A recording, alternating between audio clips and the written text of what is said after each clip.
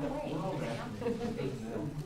you're gonna have to, you got a big job to hold up here into the bar down there. Good sign. A lot of heavy lifting coming your way.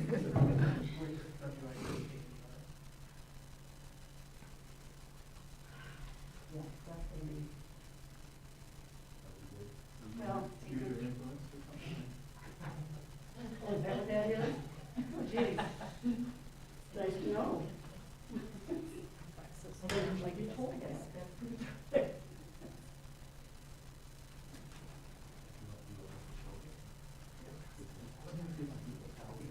April asked if she could leave you that out. Wait, no. That's on your, that's on your pink one.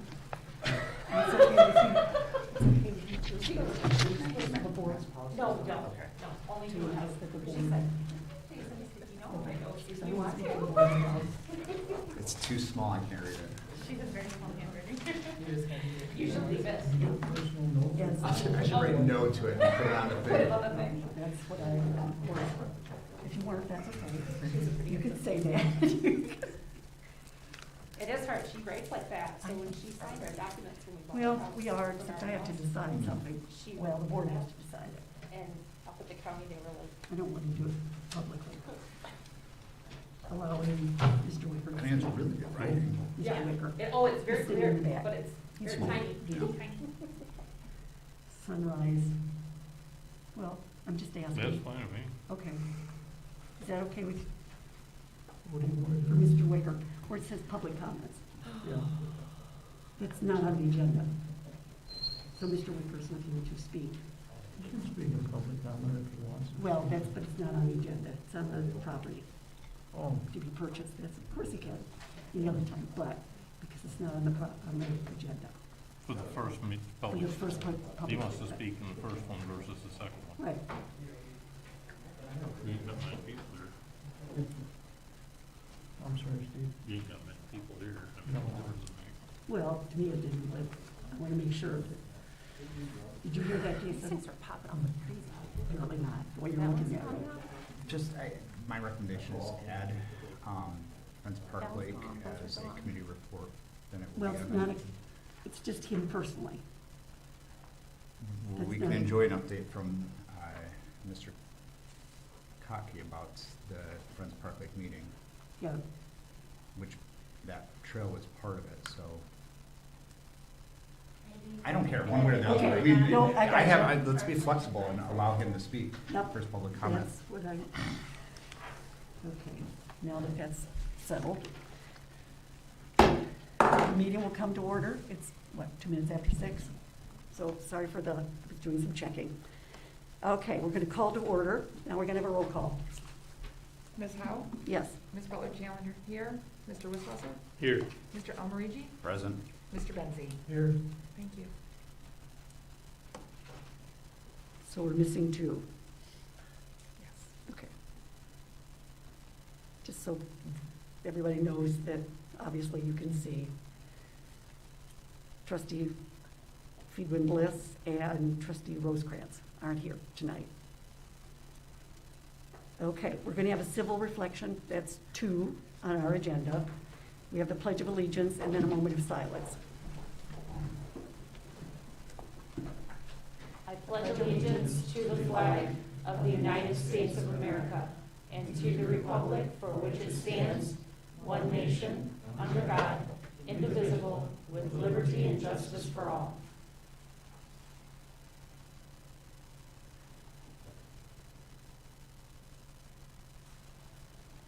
Thank you. All right, item 3 we have is approval of the agenda. Is there any amendments to the agenda? Was it decided to allow the guests to speak first public? You want to put that on the agenda? No, but Okay. No, I double checked. That's, Okay, thank that's you. okay. I move to accept the agenda as submitted. Thank you. I'll second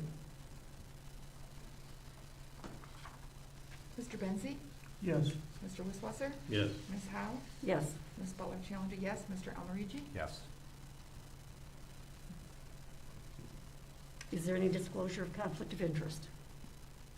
Doesn't appear to be none.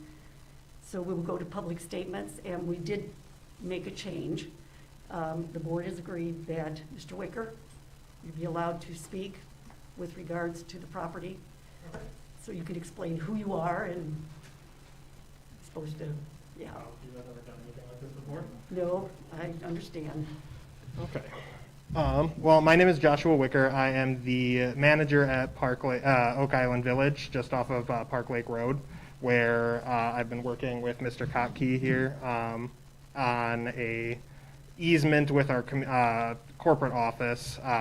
They have agreed to sign an easement if one does get drafted up to allow that the Park Lake Trail project onto the property. I've spoken to plenty of my residents. More than 40 of them that I've spoken to are in favor of having that trail connect onto our property, onto the existing trail that's back there. If there is any further information needed from us or anything signed, anything like that, we are able to provide that pretty quickly. It's all been a fairly favorable response to everything. So if there's any question whether that would be something that the community wants, I'm pretty confident that the answer is yes. That's really all I have to say about it, but just making sure everybody knows that we are all for it. All right. May I ask a question? Sure, go ahead. Who at corporate has indicated support? I have my regional vice president, Carrie Halsey, and my divisional vice president, Mike Barnett, as well as my senior VP for the state of Michigan, Josh Schnackenberg, which that spelling is very difficult. So if you need assistance on it. I think I've spoken to Mike via email, so I just wanted to Okay. make sure I was dealing with the correct people. Yep, absolutely. So I'm the kind of the person on the ground there. So if you ever need to relay any information up the chain that way, or ever need any information about the community, you can come to me for Okay. that, and I can get you my card as well. Okay, thank you. Yep. All right. Thank you. Thank you. Is there anybody else for public comments? You have 3 minutes. Is it something on the agenda? Yep. Okay, good woman.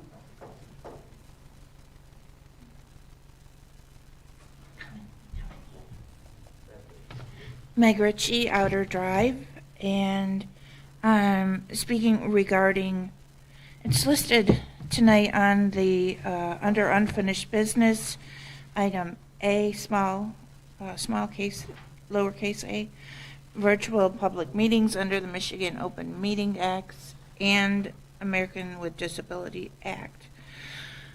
Now, I didn't make good notes. So let me just go back to July 18th. In the packet, there was Bath Township meeting policy. And there was an entire red, colored, and crossed out version of Bath Township's meeting policy. And then on February 7th, that revised Bath Township meetings policy was an item for action, but it didn't get voted on. But it basically took everything away except for the meeting or attendance, virtual attendance for military members. And it looked like it was going the way of taking away all camera meetings, any kind of streaming for, you're shaking your head, but that's what it appeared to me. On February 7th, like I said, then we went to the Open Meeting Act, and that was an item for action. No action was taken, good thing. February 22nd, today, it's listed as the American Disabilities Act and the Open Meetings Act, but I want to make sure that you all understand, as hopefully as well as I understand, that are you discussing tonight all the way back to January 18th, which was the Bath Township policy. I guess what I'm getting at is let me just tell you what I'd like to see and get this over with quickly. What I'd like to see is continuation or betterment of the audio, the visual. It's hard to follow, but I very much enjoy being able to follow it from home and not having to drag myself up here. So another part of that was with the American Disabilities Act. It also encourages you as a township. Go ahead. Hang on to that thought. Would you mind allowing her 2 more minutes? I promise to wrap it up No, quickly. That's okay. The board has to be asked. Is that an agreement for you to allow her 2 more minutes? Otherwise, I will agree to 4 minutes, 4 more minutes. Okay, if she needs 4 minutes. yeah, if she needs it. Thank you. Joe? Is that I'm okay. There's not a lot of people here. okay? Thank well, you. That's, I know, our board rules say. Treasurer Wisswasser? Move on. I did say treasurer. You're doing No, fine. I did good. Go ahead. Well, Thank cool, you. okay. So I guess that's my hope, is that I know with the Zoom meetings that we were able to do all of these things so that everyone could comment. I don't think anybody here in the meeting could see comments at the time. Actually, one community member that sits on the board actually called the community comments rude and snarky.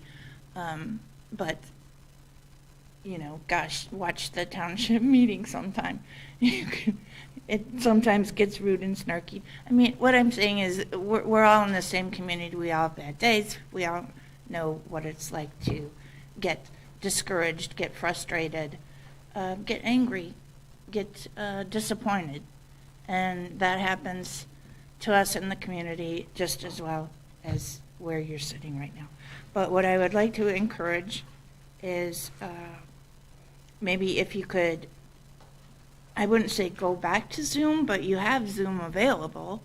And also, I mean, that would shorten the time frame from between now and maybe March 21st or 2nd, whatever the next. And if you could take it in your hearts to think about improving it, maybe a better camera, a better microphone. That's it. That's all I have to say. Thank you for listening. All right. You were under your 2 minutes. Thank you. Did anybody have any questions for me? I guess I should have asked that. Okay, thank you. Yes, we're good. Is there anybody else that has public comments? All right. No, thank you. Now we'll go to items from the county, state, federal, or other agencies. Thank you. A lot happening. In case you weren't aware, but last month, County Clerk Diane Zucker tendered her resignation as of, I believe, the end of April. So that will be a replace. I think they're already scheduling the first meeting to conduct the interviews for her replacement. That will be conducted by the circuit court judges. Today, in a bit of a bombshell, County Sheriff Larry Giroux also announced his resignation at the end of April. All of these resignations are being timed at the point in state law where you do not conduct an election to fill the last 2 years of the vacancy, but they will be appointed by a body. I believe the sheriff will be appointed by a 3-member panel, and it's the clerk, it's the prosecutor, and I can't say for sure, I think it might be the treasurer, is a 3 panel that'll also, so we will have a probate judge. Okay, we're gonna have a new sheriff and a new clerk here shortly in the next few months.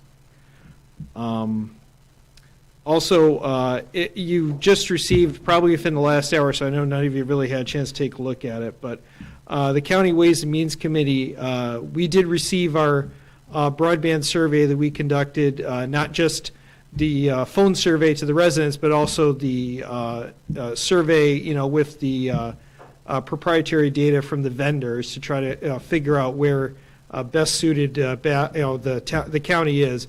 And lo and behold, it wasn't a surprise, but the Bath Victory area ranked very highly in terms of the ability to deliver broadband to the most people, with probably the least amount of investment around the county. So the county voted to put together a business plan to start reaching out to local governments and private vendors and start working on that. I know that, Bath has been out there pretty far in advance.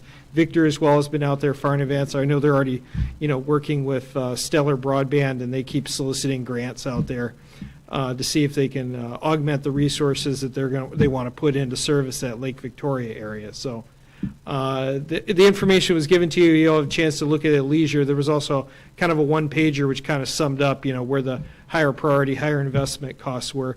I suspect, this isn't definite, but I suspect that County Administrator Longnagger is going to be reaching out to you, Victor, probably one or two other communities, and hosting some kind of a more formal presentation at the county courthouse, where we'll have our consultants with Guidehouse kind of presenting this information to those that we feel are best suited right now to receive that and help advance their cause. So expect that to be coming shortly. If it doesn't, give me a holler, and we'll see where we're at on that. We're still very early in the stages of doing a study about our public, and well, you want to call it the jail. They want to call it a public safety facility, but it's a jail.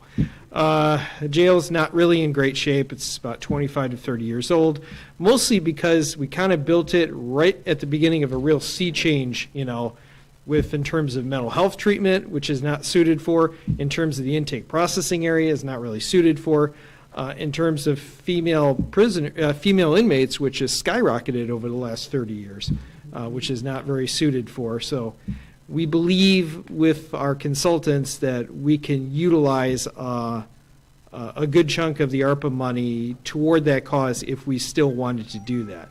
Now, that's about $9 million at this point. We still have $3 million set aside for investment opportunities in broadband. So there's still active interest in the county in doing that. We haven't actually, the only money we've actually allocated out of our ARPA is the $2 million small business relief grant and the ongoing technical assistance.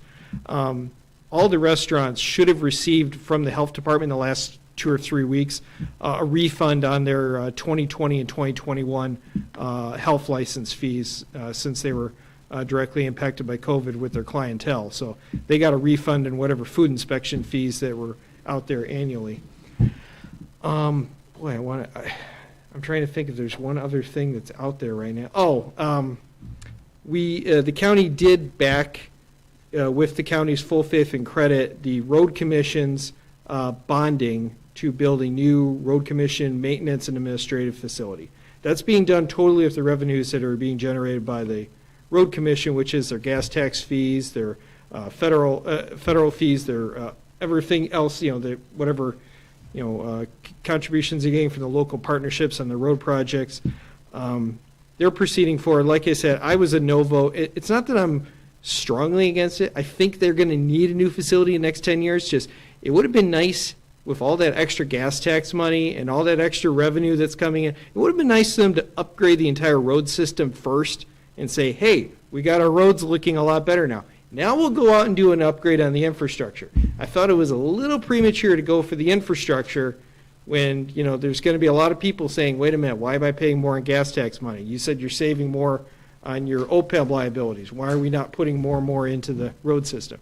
Now I know at some point you can only get so much asphalt and so much road pavement, because otherwise you're probably borrowing against yourself, because there's too few vendors and there's too much competition. And eventually we're already in an inflationary system. You don't want to, you can't just double or triple the amount of work you're doing overnight, or you're going to end up spending more money on the fewer existing contractors that are out there. But I still think there was a little bit of room for them to start ramping that up. So I think those are all the major issues. If you had any other questions. Yeah. My question deals with your building of the new jail. Are you looking to do that on the property? Yes. So you'll be attached to, Actually, if you'd like, if I can approach the bench. if you've got one, that's good. This is kind of the original plan right now. The only thing on that site right now is the health department building and the existing public safety, but there's Right. plenty of room on the back end. I So- see what you're So the saying. theory would be we'd build on the back end, then bulldoze over what's on the front end. And I don't think we have any desire to put a new facility in its place at this point, so. According to that, there appears to be water. So I'm assuming Oh, yeah. you're going to either fill it in or. There's already block it projects for off. building a big culvert and wrapping it all around, because they want to expand the maintenance facility right there that's holding a lot of us. So by expanding that, we're going to have to redirect a lot of our drain flow that goes between the between that storage facility and the animal shelter. So, yeah, there's definitely going to be some movement. Obviously, the 5 or 6 residents on the back end, probably early in the process, haven't really been starting to pay attention. Obviously, they'll be directly impacted, if you start seeing a razor wire and other things going up behind you, so. Yeah, I know that. I'm not saying they should be happy. They should probably not be happy about that.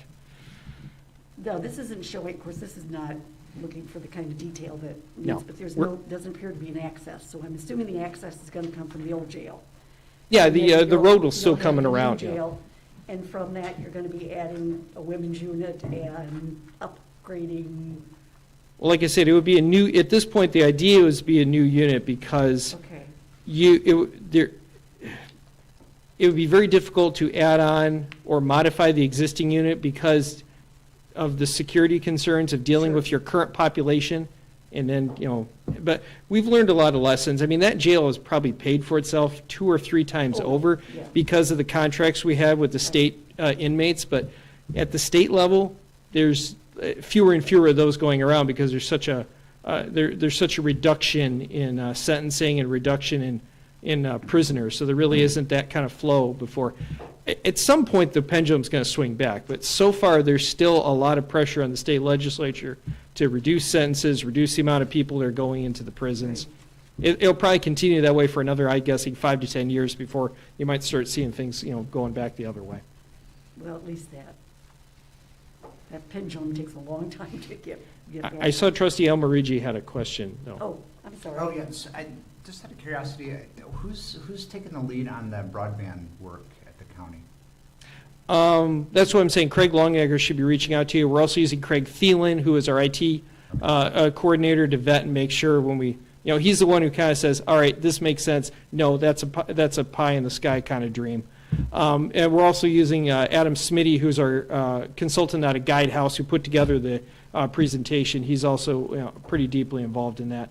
There were 2 private sector vendors who were at that meeting. It was Richard, and I forget his name, is it Lang, from Stellar Broadband, and then it was the individuals from the Tri-County Co-op, which really kind of services just that upper northwest corner, and I can't remember, really where that, state game area is and stuff. There's hardly any people up there, but they're a part of that Tri-County Electrical Co-op, area, so those are the only 2 individuals who are present at the time.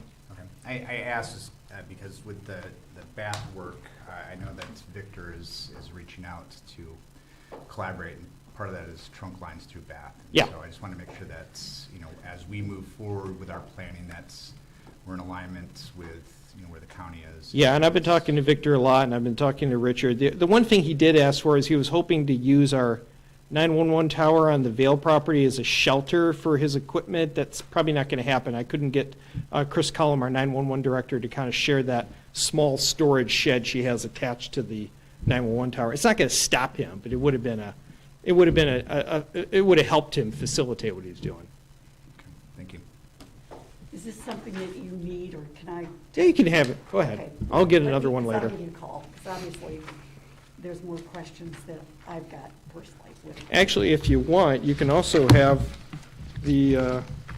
I'll get it back later, but I've got the big This I didn't. 25, where is it? I just had it here somewhere. You don't do that. Is this it? Oh, yeah. I didn't actually have this I didn't have this electronically. This is a big physical answer sheet for all the questions that our Mitchell research did. So I know you'd like to take a look at that first, but you can pass that around. And if you make electronic copies, send it to me back. The electronic copy or the hard copy? That's the hard, I don't have an electronic copy. So if someone wants to scan it in your office, you can shoot it back to me. Okay, will do. Thank you. Treasurer Ms. Foster has a question. Go. Back to the gas tax, Adam, today, and coming out of Washington, they're talking about removing 18 cents per gallon Yes, they of are. federal gas tax. Our federal gas tax in Clinton County, if I'm not mistaken, is on federal mandated roads like US 27. Which are all falling to hell. Are we, as well as, do we do anything with 96? I know we're not doing anything with 69. MDOT does that now. Well, that's a good question. I mean, they're always looking out for the next year at Tri-County, what the next, tip is. As far as I know, the major, I mean, they've been working on 69. The next major project is going to be on 496 and 127. There's going to be that 496, 127 corridor is going to be dealt with, trying to improve that area, especially because of the new McLaren Hospital. So they're really going to be working on that corridor over the next couple of years. Will this have any effect on the road commission's ability to be able to take and rebuild their building and whatnot if they lose this money, or does that? That's a good question. I wasn't aware of it. I would look at that as purely a political stunt, just like trying to release the strategic oil reserve. Anytime gas prices spike up, politicians want to talk about it, but usually it doesn't really come to much. There is one other issue I want to bring up. It's not really directly affects you because you control your own zoning here, but the county, pretty much adopted a zoning ordinance for the entire rural area that prohibits the use of recreational marijuana businesses and other entities. Each individual township is now being lobbied very extensively to start opening up, and Victor was the last one to say no. And I told Victor a couple of years ago, I said, I know you guys are on the fence, but it's smart to say no, because then you can control how you opt in. Now they're in a position where they're trying to decide whether they're going to opt in some small manner or whatever, or some regulated manner. And of course, they're under the gun because it's, they can either choose to opt in certain areas, and if they choose other areas they don't want to opt in, they're always going to be susceptible to some kind of a referendum to try to go over their heads. But at this point, the county doesn't want to be able to. We don't want to have some kind of spot zoning issue where we have one rule for Victor Township, one rule for Olive Township, one for O'Reilly Township. So we are. I'm categorizing this as the Pontius Pilate strategy. We are washing our hands, and we are saying that all local townships, if they want to get into the marijuana business, can do it through police powers. So it wouldn't be through zoning, it'd be through a regulated activity like their police powers. It's a novel strategy. Our attorney is pitched to us. It really hasn't been attempted anywhere else in the state. Might be replicated soon. So we would do any kind of regular building fees or building inspection sites, but all the, for want of a better word, burden that would come with that those kind of entities would all be borne by the local. So they would have to take care of all of it, and the county wouldn't be involved in it. So we're recognizing the locals' ability to say we want to be involved in this issue, and we're saying we don't want a part of that headache. You can go ahead and manage that whole issue yourself. Through the police department. Well, they don't have a police department. It's just a police power. Department. What I'm saying is it's a police power. Yeah. Obviously, they don't have a police department, but it's just like if they were enforcing some kind of local ordinance about, what they want to do. But they would have to go to the sheriff's department in order to. No, it's not necessarily involving the sheriff's department. We're just kind of saying this is like a police power activity. It's not going to be a zoning activity. You're just going to regulate it from your administrative department. You're going to have to deal with all the applications and everything else goes with that, and all the headaches from the local communities. That is a novel idea. Will that impact when it comes to deciding with this board who your sheriff's going to be? No. Okay. No, that wouldn't have any involvement, but it will impact you directly just through, because it might be opening up more competition around you that may either stimulate or choke off economic opportunities that you're looking at. That is a novel thought. I'll have to see how that plays out. Is there any other question? Oh, James? It's not questions, comment. Tomorrow, a partnership between Bath Charter Township, Bath Schools, the Public Library, Clinton County Road Commission, our police department will be submitting a Safe Routes to School grant. And I just want to point out, since you're here, that the Clinton County Road Commission has been a phenomenal partner in that, in facilitating us going after those funds. And we're hopeful of getting funded, adding sidewalks that will connect the Hunters Crossing subdivision with our downtown sidewalk system. Yeah, and that'd be nice. improving the safety with ADA compliant ramps and crosswalks for area youth. There's always I know this has been taking a long time, but obviously you're doing all your homework and dotting all your T's and I's. Occasionally, it's always nice to get something done quickly, but as we saw, we tried to quickly throw in a sidewalk next to the post office, and then the sidewalk collapsed, and we had to redo it again, so occasionally you got to take your time and do our stuff. Nope, we appreciate. Any other questions, statements? Thank you. Okay. I'm hungry and tired. I'm going to go home, but thanks. Yeah, I'm with you. Thanks, Al. Thank you. All right, we are going to go to item 7, which is the consent agenda. Do you all support? Okay. Anybody want a second? I'll second. Okay. So the motion was to accept the Who consent made the agenda. motion? Who made it? Jason, sorry, Jason. I didn't actually make it, You but didn't make I'll it, but claim I raise made your it. hand. Okay, and then Joe? Yep. Can we pull the police and fire board minutes off and talk to Jason about that? Yeah. Wait a minute. I'm sorry, they're in the packet, but they're not on the They're the consent agenda. Draft minutes They're from not last on the meeting. So we're So going to they talk haven't about been that on approved. this other Yes. item? Yes. Yes. Thank you. Yep. Okay. Consent agenda only has Public Arts Committee and Park Lake Advisory Board meeting. All right. Yep. Mr. Benzi? Yes. Mr. Wisswasser? Yes. Ms. Howe? Yes. Ms. Butler Challenger, yes. Mr. Almarigi? Yes. Thank you. Item 8 is the approval of the minutes. I do have an amendment, but if anybody else? Okay. What I'm looking at, and the clerk and I had a discussion on it today, wasn't it? The rate my days go. And what I was missing, or what was missing for me in the list was not only, obviously, what she had said, because my note said for the high school basketball team, but there were 3 names that were not listed. And I don't know if you need those in your minutes because they've already been submitted, or, but that's the only change that I've got in the agenda. So that's to add, because this was the Lansing State Journal, these were the picks that they picked. It was Ethan Swinson, Josh Karras, and Devonde Chandler. Okay, the minutes are supposed to be a summary of Yes, what they the are. event was, so I That's made a correct. summary and I did not put the names in there. No, that's So what that you was and I my talked summary? about. And I'm looking to amend your summary to add these 3 names.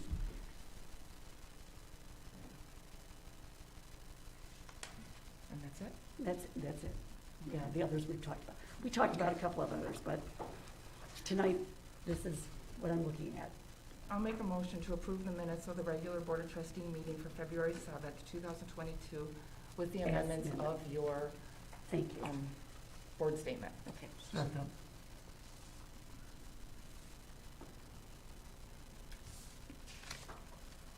Mr. Wisswasser? Yes. Ms. Howe?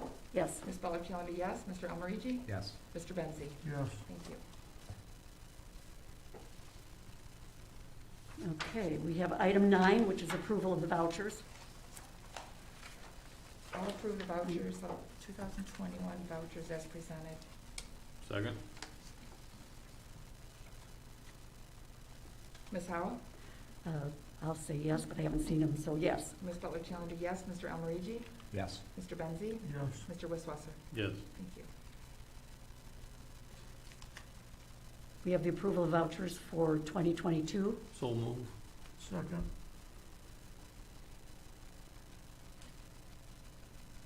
Ms. Butler Challenger, yes. Mr. Almarigi? Yes. Mr. Benzi? Yes. Mr. Wisswasser? Yes. Ms. Howe? Yes. All right, item 10 is the treasurer's report. There says no attachment. I don't really have a report for you today. Our Friday, was it Friday he was gone? It was Friday. Our accountant was supposed to have been here. We were supposed to have some stuff finished up for the banking stuff, and he didn't show up because of weather. So he's supposed to be back this week, so that's probably what we'll bring it at the next meeting, which that's fine. I don't have anything else to report. The only thing I got to say is if you're a board member who hasn't been here and you received the packet and you have failed to take and sign the vouchers, which we have a couple of them in the last couple of meetings, you need to, if you voted on it or not, you got your packet, you got everything you need to get in here and sign the vouchers. That's something that needs to be looked at. That's all I got. I may have misinformed Mr. Trustee Almarigi, because I thought if you weren't here and you didn't vote, you didn't sign. So I may have incorrectly. Well, even if he was here, there was one that I ain't singling anybody out, but I mean, I I guess just wanted to admit now that you've Everybody opened the knows. Pandora's box here, I'll pull the spiders back away from him here, but the No, thing I just is. wanted to let you know that I let him run. The issue is I have not signed them in a timely fashion, and thank you Correct. for That's- the nudge. I did not bring you into this conversation. I was trying to take It's an responsibility. FYI for Something I everybody, did. but they do look at that, and it saves questions at the other end of it. But they also will see if you were absent, and they would read through that, but there's nothing saying, even Okay. if you're absent, people read the minutes, they get their mail, it's in their mailbox, they know what the vouchers are, they're able to sign or not. And even if you was to sign the vouchers, and you still voted no, it wouldn't make any difference. It's just a matter that all 7 board members has looked at the vouchers and had an opportunity to view the vouchers, and that's what you're signing. I learned something, thank you. You're not necessarily signing them saying you agree with it. You're signing them saying that you've looked at them and you've seen them. Okay. The board minutes is what determines whether or not you agree with them or not. And that's the actual truth of the matter. It's just a housekeeping thing. Okay. But I'm sorry, I didn't. No. I mean, that is an important consideration. My primary consideration is making sure April has her documents on time. Oh, I was going to say, how do you do that without that front office catching you? Because they catch me all the time. I get emails. and Yes, stuff. no, they physically catch, okay. All right, Better stuff next time. Thank you. all right, thank you. All right, item 11, your committee appointments, there's none. Item 12, Township Committee reports, there's none. And item 13, unfinished business, introductions and discussion. And looks like Hi. she's smiling, she's on the corner. I'm just waiting. Go right ahead. Thank you. So right after our last board meeting, Superintendent Hildebrandt received this email from Foster Swift stating that the Michigan Attorney General issued a new opinion regarding virtual meetings under both OMA, Open Meetings Act, and ADA. So I just wanted to make sure that I provided this to you. Since the second meeting of March, I will be bringing back a proposal, basically, of options that we have for providing virtual public comment. So I just wanted to make sure that you had this information well in advance, since we just received it, while I am compiling that information. Okay, that's appreciated because Michigan Township Association is still closed. Go ahead. I'd also I know she went home, but I would like Yeah. to speak to Ms. Ritchie's point of, we've never tried to eliminate the live I think she knows that. streaming. We've continued to live stream, we continue to archive those meetings. And I think that we can all agree that there's room for improvement of sound and, audio visual. Right. So we will continue to work towards that. It's that we just didn't have anything to lay in front of anybody as far as what the opinion had indicated, and I think it's important for all of us to recognize what the opinion entails. No, that is important. The thing that, for me, that makes it a little frustrating is, I talked today with the Township Association, and they said, no, we can't operate outside of the Open Meetings Act. However, in their January 1 report, they say that we should look at it. So I'm not real sure, yeah, I know, it was confusing to me. It says participating in public comments or on the record in public hearing is one way to provide public access. So what they're talking about, input and transparency, obviously, it's two-way communication. That's what they're talking. So I don't know if that, and that's what you're checking into, whether or not that is verbal, whether that's not through email, what is the way that we can engage the community with what we do, as opposed to cutting them off. They've been spoiled. That's the silver lining of the COVID. And so they've been able to access and been able to say and had comments. Now it's like they don't. So I think that's where, that's where some are coming in. I think So there's confusion when it comes to the board member participation and the resident communication. Because board members can only participate if they are in active military duty. Resident participation is something completely Entirely, different, yes. although I That's think the hybrid. that these are speaking to both of those items. So I think that may be where there's confusion. Yeah, it's interesting that you use Foster Swift, because where's our attorney? This is just I Oh. could use our attorney and pay for it, but this came for free. Oh, I understand that. Foster Swift is really good at that. No, I understand that, but So- I'm looking at it thinking, for every one, and everybody, most people know this, for every one attorney who says A, you got an attorney that says B. I mean, that's what they go to law school for. Right. That's the purpose of it. So it was kind of an interesting piece. So I was glad that you inserted it and it was there. So it could be read. I thought it was helpful, so thank Well, you. I don't know if it's helpful, it's confusing a little more, but, that works. Okay, is there any other comments? Oh, Joe, do you have your hand up, or is that just, No, I haven't. Okay, gotcha. okay, treasurer report, committee report, unfinished business. All right, item, that would be A. Again, introduction, discussion, B. It says the safety millage Yeah. question. Thank you. So Treasurer Westwasser, here is where you would like to discuss, I think, the minutes from the Police and Fire Board. That was the meeting that Trustee El Marigi and I attended. He's the board liaison to that group. And I attended to discuss the current police and fire millage with them and increasing that amount. So I don't know if you had any specific questions or if you just wanted me to proceed. Go ahead. Two questions. Since you're a board rep, Jason, it looks like you took 2 votes on this. It looks like somebody made a vote to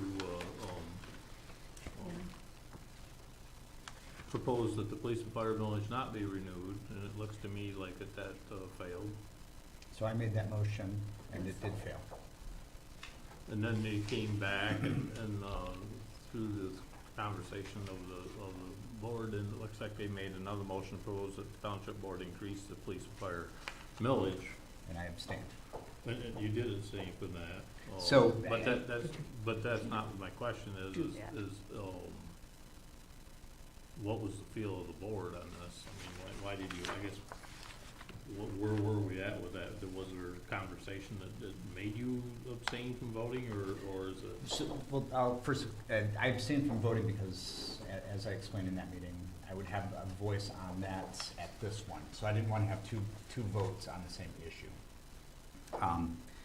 In terms of the first one, yes, there was quite a bit of discussion, and if you understand the makeup of that board, that discussion talked about tax dollars, use of tax dollars, who's responsible for the effective and efficient spending of tax dollars. I was concerned the direction that that conversation was going.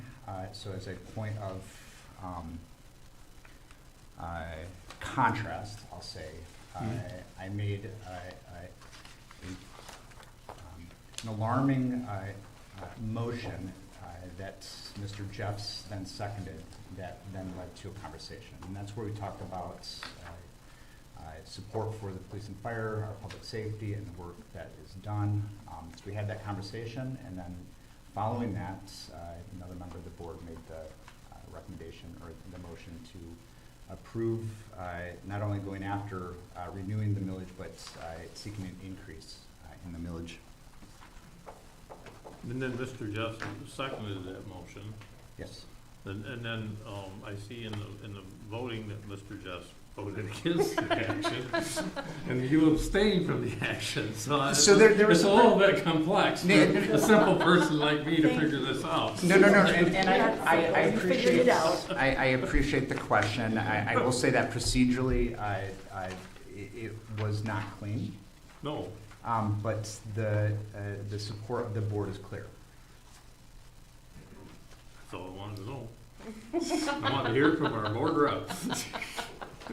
We can have, yes, we can talk further offline. So when we attended the group, what you have in front of you, Bath Police and Fire millage, is a 10-year history and then a proposed millage increase from 3.5. Currently, it's at 3, all the way up to 5. And the spreadsheet that you have in the packet was prepared by Assessor Beth Botke. She explained that to them. There was agreement, as Trustee Almarigi said, that it should be not only renewed, but it should be increased. They did, however, not indicate what level of increase we should raise it to. I still have discussion because I'm in opposition of this, and the reason I am is because at this time, we have 5 different millages that we support, okay? And that comes to 8.76 millages that we support. So I'm looking at the idea that maybe instead of raising a millage for people, because I've looked at the housing marketing, and Realtors.com says that we're decreasing our dollar amount. However, Zula says that we're going up. So what our assessor has put in is not an average of what this township is in. I understand that this is easier to look at. I get that.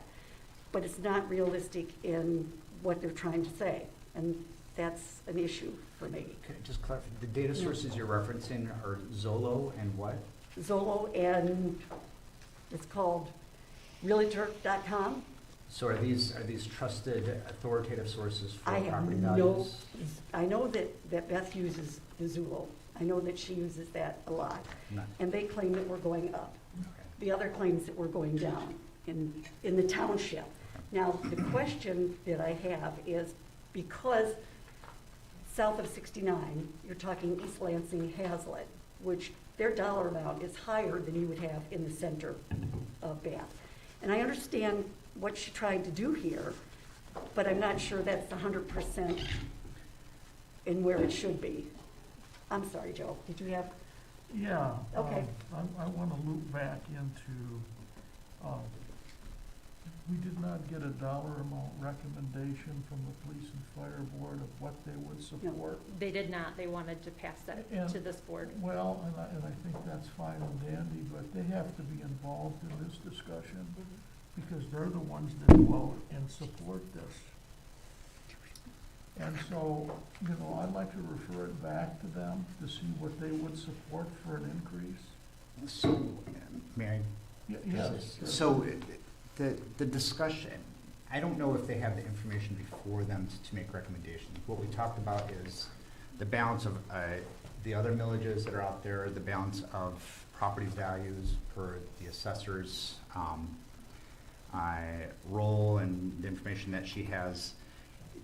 It didn't appear that they were comfortable making a specific recommendation to this board that we would then either accept or, deviate from. Right. And so I think that, where we landed with their support, I think represents, their desires for continued support for the public safety.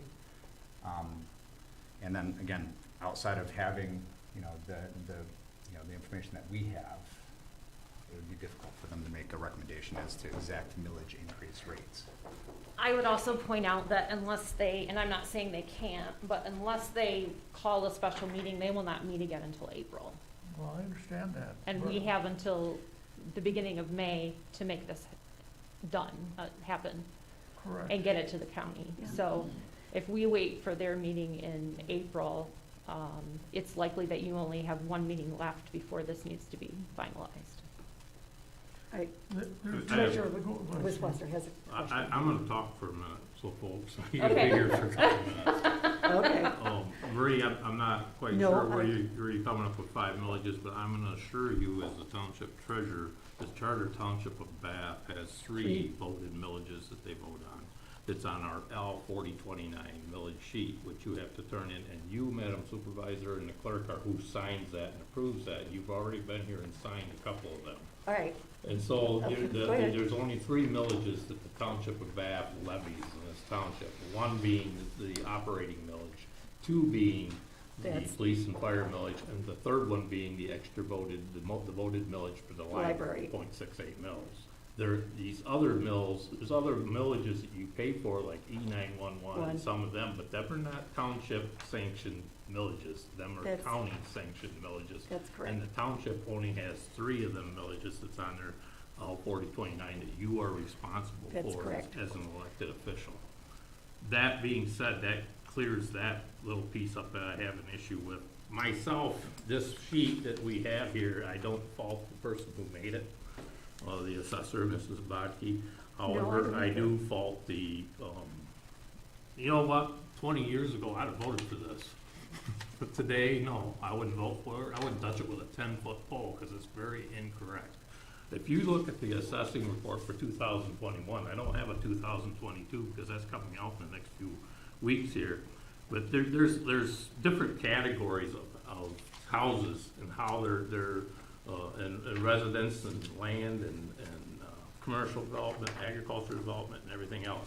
There's 3,451 parcels of land that are considered improved. In other words, they have a building on them or they have something going on. There's 627 vacant parcels of land that's in Bath Township. With all this being said, if you look at this thing, and I'm not saying that this isn't a base that you can go on, but think about it, guys. True cash value, $100,000. Where is there a house in Bath Charter Township that you can buy for $100,000? No, 200,000. No, listen to what I'm saying here. I No, know. don't interrupt me. Listen to what I'm saying. I I'm do. gonna teach you something here. True cash value is 100, that's what she used as a first one. So that gives you a taxable value of $50. You follow the line on down here, 0.5 increase in millages, $25 estimated tax that's gonna raise somebody's taxes. There's very few people that live in a house in this community that's worth $100,000. So that, I have a problem with that information. There's very few people that live in a house in this township that is worth $200,000. If you think about what your own SEV is, and what that is, that's how you come up with that. This report that I'm referring to, the assessment report, for instance, for single-family residents in 2021, you don't have it. I have it right here because I print it off every year before I do my tax roll. But the average, out of the 3,290 homes here, the average value of them is $194,279. And with that being said, you know, you can go right on down through. They're anywhere, they range anywhere, from $889,000 all the way up to $55,000. So it'd be a little over 110,000. And then you go down to the next one, that's mobile home and manufactured homes. And I'll slow, you don't have to give me exactly, because I don't get my story. You get the mobile home and manufactured housing, I mean, there's 15 total, the average value is about $37,000. And I can go on down through this thing a long ways here. I mean, you can go to agricultural, you can, you know, the average piece of vacant agricultural land in this township is $7,877. The average value of commercial property in this township is industrial and commercial property is $500,000. It's $507.33.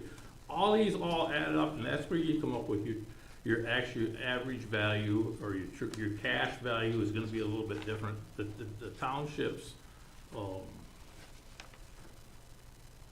what she's trying to tell you here, the true cash value of the township's about $580 million. The cash value, taxable value of the township's about $479 million. It was for 2021. I want to see a report myself based on all them four things, them five things, and I want to see who's paying for this and how much they're going to pay in taxes. You mentioned going back to the police and fire board and asking them what they want to vote for, what they don't want to vote for. They wouldn't have a clue because they don't know how this is going to affect them. I want to know how it's going to affect everybody. I'm going to be frankly honest with you. I don't really care if it affects the commercial industrial people. They're in business to make money here in Bath. That's the apartment business and that's everybody else. But when it comes up here to the top where it says single family residence, is trying to make $1 in this period of inflation and everything, I want to know what I'm putting on them people for a taxable value, what it's going to increase, what it's going to do to their homes, the average homes. And we have the technology with this report to do that. And we should be utilizing this. We shouldn't be doing it like we did 20 years ago. I'm sorry, she did a good job. She did what she was supposed to do as a ballpark, shoot from the hip thing, but it ain't worth a nickel. And in my opinion, for me to vote on it, you'd have to be a buffoon to vote on that. And that's my opinion.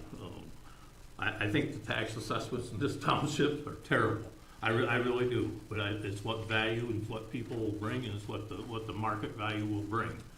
But that's if you're going to put more taxes on somebody for public safety, then you damn well better know who you're affecting. And that's my. So based on what you My said, judge. it could be calculated on the 2022 report? She's getting finished up here because I just signed the check today and processed the check for the assessment notices to go out. Everybody's going to get a love letter in the mail. Sorry, but you're going to know what your assessment is. Some of us, we want it to be higher. You go out and you buy your house. You know, Karen told me today. You know, well, my house, I want more than that out of my house. You know, I'm a farmer, so I want my balance sheet to look good. And the only way my balance sheet's going to look good is if what I'm worth looks good, and part of what I'm worth is my property. So I mean that's part of it right there. But you need to know what you're affecting about the single-family residence, the mobile home and manufactured home community people. The gentleman that was here tonight from the Oak Island Trailer Park and the Dutch Hills Trailer Park we have over here, they have zero effectiveness on this. These people that live in there realize nothing on this because if they do have a personal property deck or a shed or something like that, there's absolutely zero enforcement of collecting that money. More of them get written off than anything else, and they don't even bother assessing them anymore because they're under $80,000. There's a cap for $80,000 for personal property. That's an $800 and $900 tax bill. That's what that is. As far as trailer tax, it's $3 per lot. $2 goes to the state education fund, 50 cents goes to the county, and 50 cents goes to the township. They're getting a free ride, folks. And whether they should or they shouldn't, I'm not saying that, but the mobile home part of it doesn't really have any effect in it.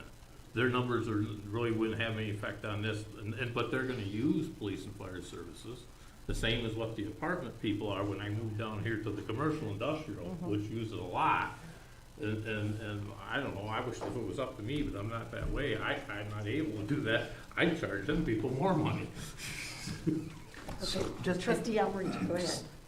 Clarification, the owners of the trailer parks, they do pay property taxes, right? Yeah, they pay $3 a lot per month.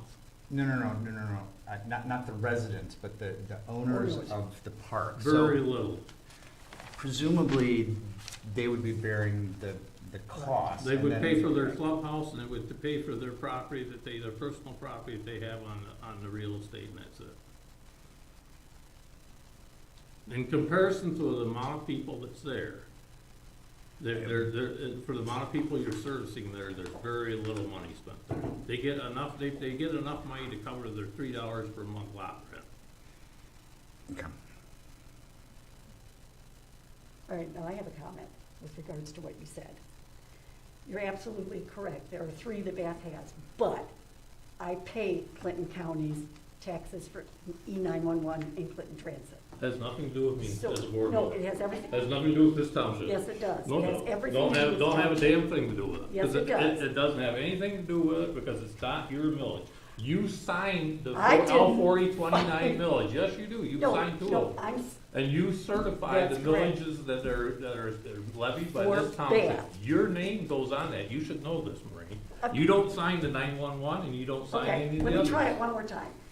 The people in this, for my taxes, I pay 5 millage rates. No, you Now, don't. whether they're for Bath or whether for Clinton County, really doesn't make any You difference. pay more than that. You If wanna I look at it that way, increase- 'cause you pay I think school you and I are on the taxes. same, well, I don't, because mine are in Langsburg, but You pay for- Langsburg taxes. Yes, I do. I make disbursements to Langsburg taxes. that's absolutely correct. And that's the thing that I'm trying to understand. I think you and I are on the same page with this. No, you said the township pays 5 The- of them. There is no we 5 do. villages in Bath Township. The township only has 3 villages I pay on my taxes 5 millages. for other entities. It that doesn't you make any choose to. difference what entity it is. The Yes, it fact is. is, I pay 5 millage, I pay for 5 millages. That's the bottom line. That's what everybody else does too. Not Whether it's for necessarily. Bath Township or whether it's for Clinton County, you're a member of Clinton County, whether you like it or not, and a member of Bath Township. So therefore, we pay millages for Clinton County and we pay millages for Bath Township.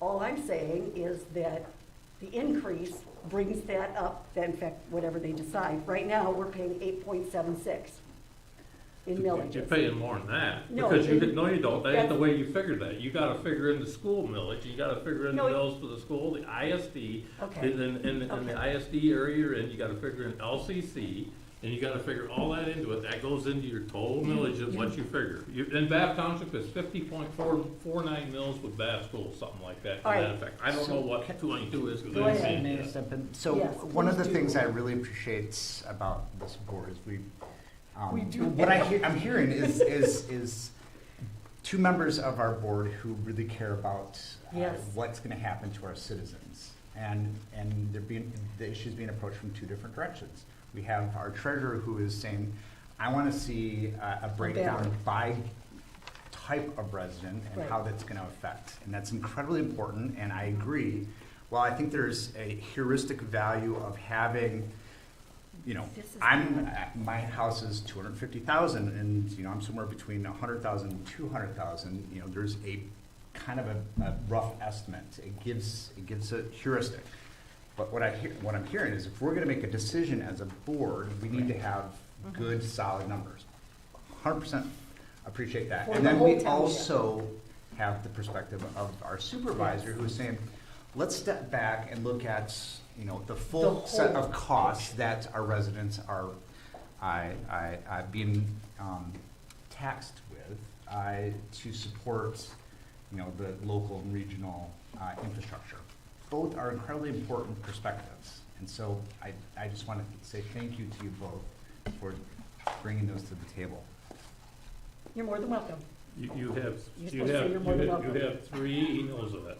He had 3, he already said that. You have 3 different ISDs with 3 different villages, you have 4 different school districts, you have LCC, you have, and this is what you have in every one of your tax bills. And for this to be done and be done appropriately, you That's need to correct. take, and it can be done because we have it on our website. You can go right across the top and you can Exactly. figure for 2022 and you can see what your total millage is. Because that's what, when the mortgage Right. company or when the title insurance company calls you, when they're trying to sell a home, they're trying to settle up and figure out and prorate the taxes, That's what they're gonna call the treasurer's office or the front desk, and they're gonna ask you exactly how many mills they pay in this township, in this school district. And that's what decides it, is what school district you're in, because that's gonna decide what ISD you're in, and it's gonna decide where That's exactly right. it's gonna go. Well, I hope it's right, I do it every day, Marie. But So do I, hope it's right, Steve, because you do it every day. But that's what's gonna decide this thing, and you know, we're past this. We can't do this anymore. I can't in good faith tell somebody down the road, tell Joe down at the coffee shop, say, Joe, you know what, this is only gonna cost you about $25 this Exactly. next year on your tax bill. Because you know what, you're gonna get your tax bill next year, and your assessment went up by X number of dollars, and guess what, your house now you're living in is worth $350,000 instead of $300,000. And it's gonna cost you more money based on that right there, and this report needs to be used and utilized, and we can come up with a better number and a better way of doing this. Yes. So With that, does it take work? Yeah, it does, but that's why we have a full-time assessor. That's right. So I hear you, and I will work with Beth to bring back a better report for you based on the categories that you've listed out of the hopefully the 2022 report. What I'm not hearing is consensus on, when I bring that back, is this group gonna make that decision, or are we sending this back to police and fire? Trustee Benson, go Really ahead. appreciate everybody's input this evening. And I'll have to go with Treasurer Wishwasher on that. Okay, And his position is they're not in a position to make that recommendation. They didn't Okay. make it to begin with.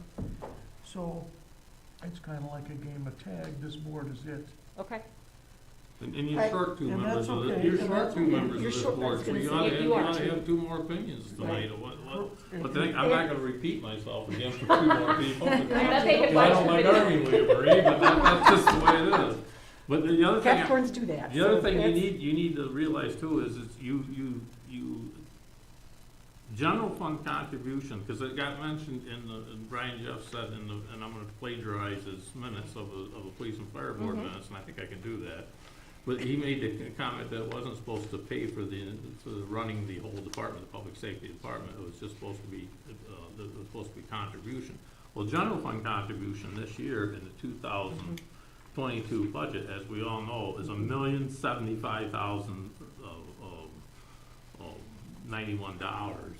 And you know, it's over $1 million.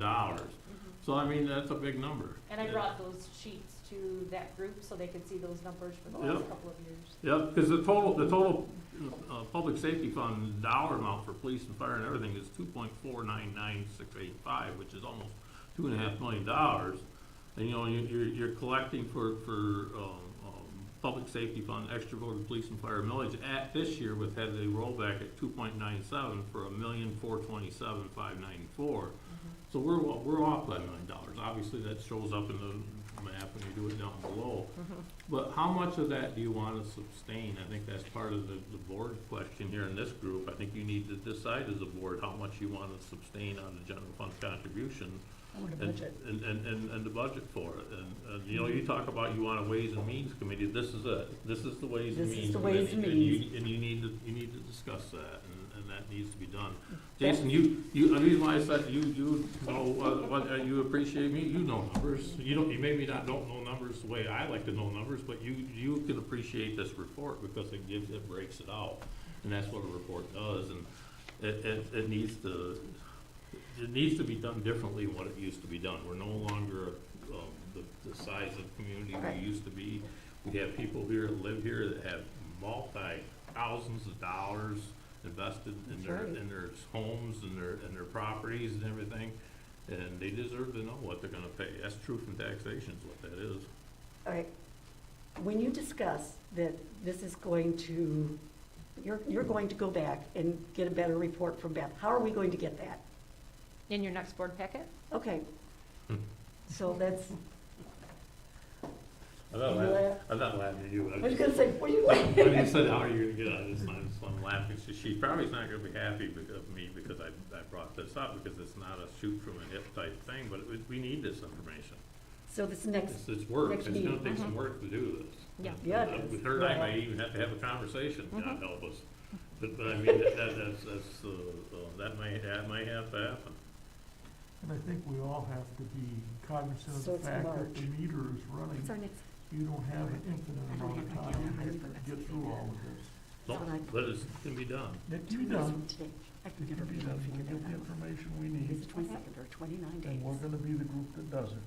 At first, you know, I'll March say one 7th. last thing. At first, Thank Jason, I read the minutes and I was a little bit peeved.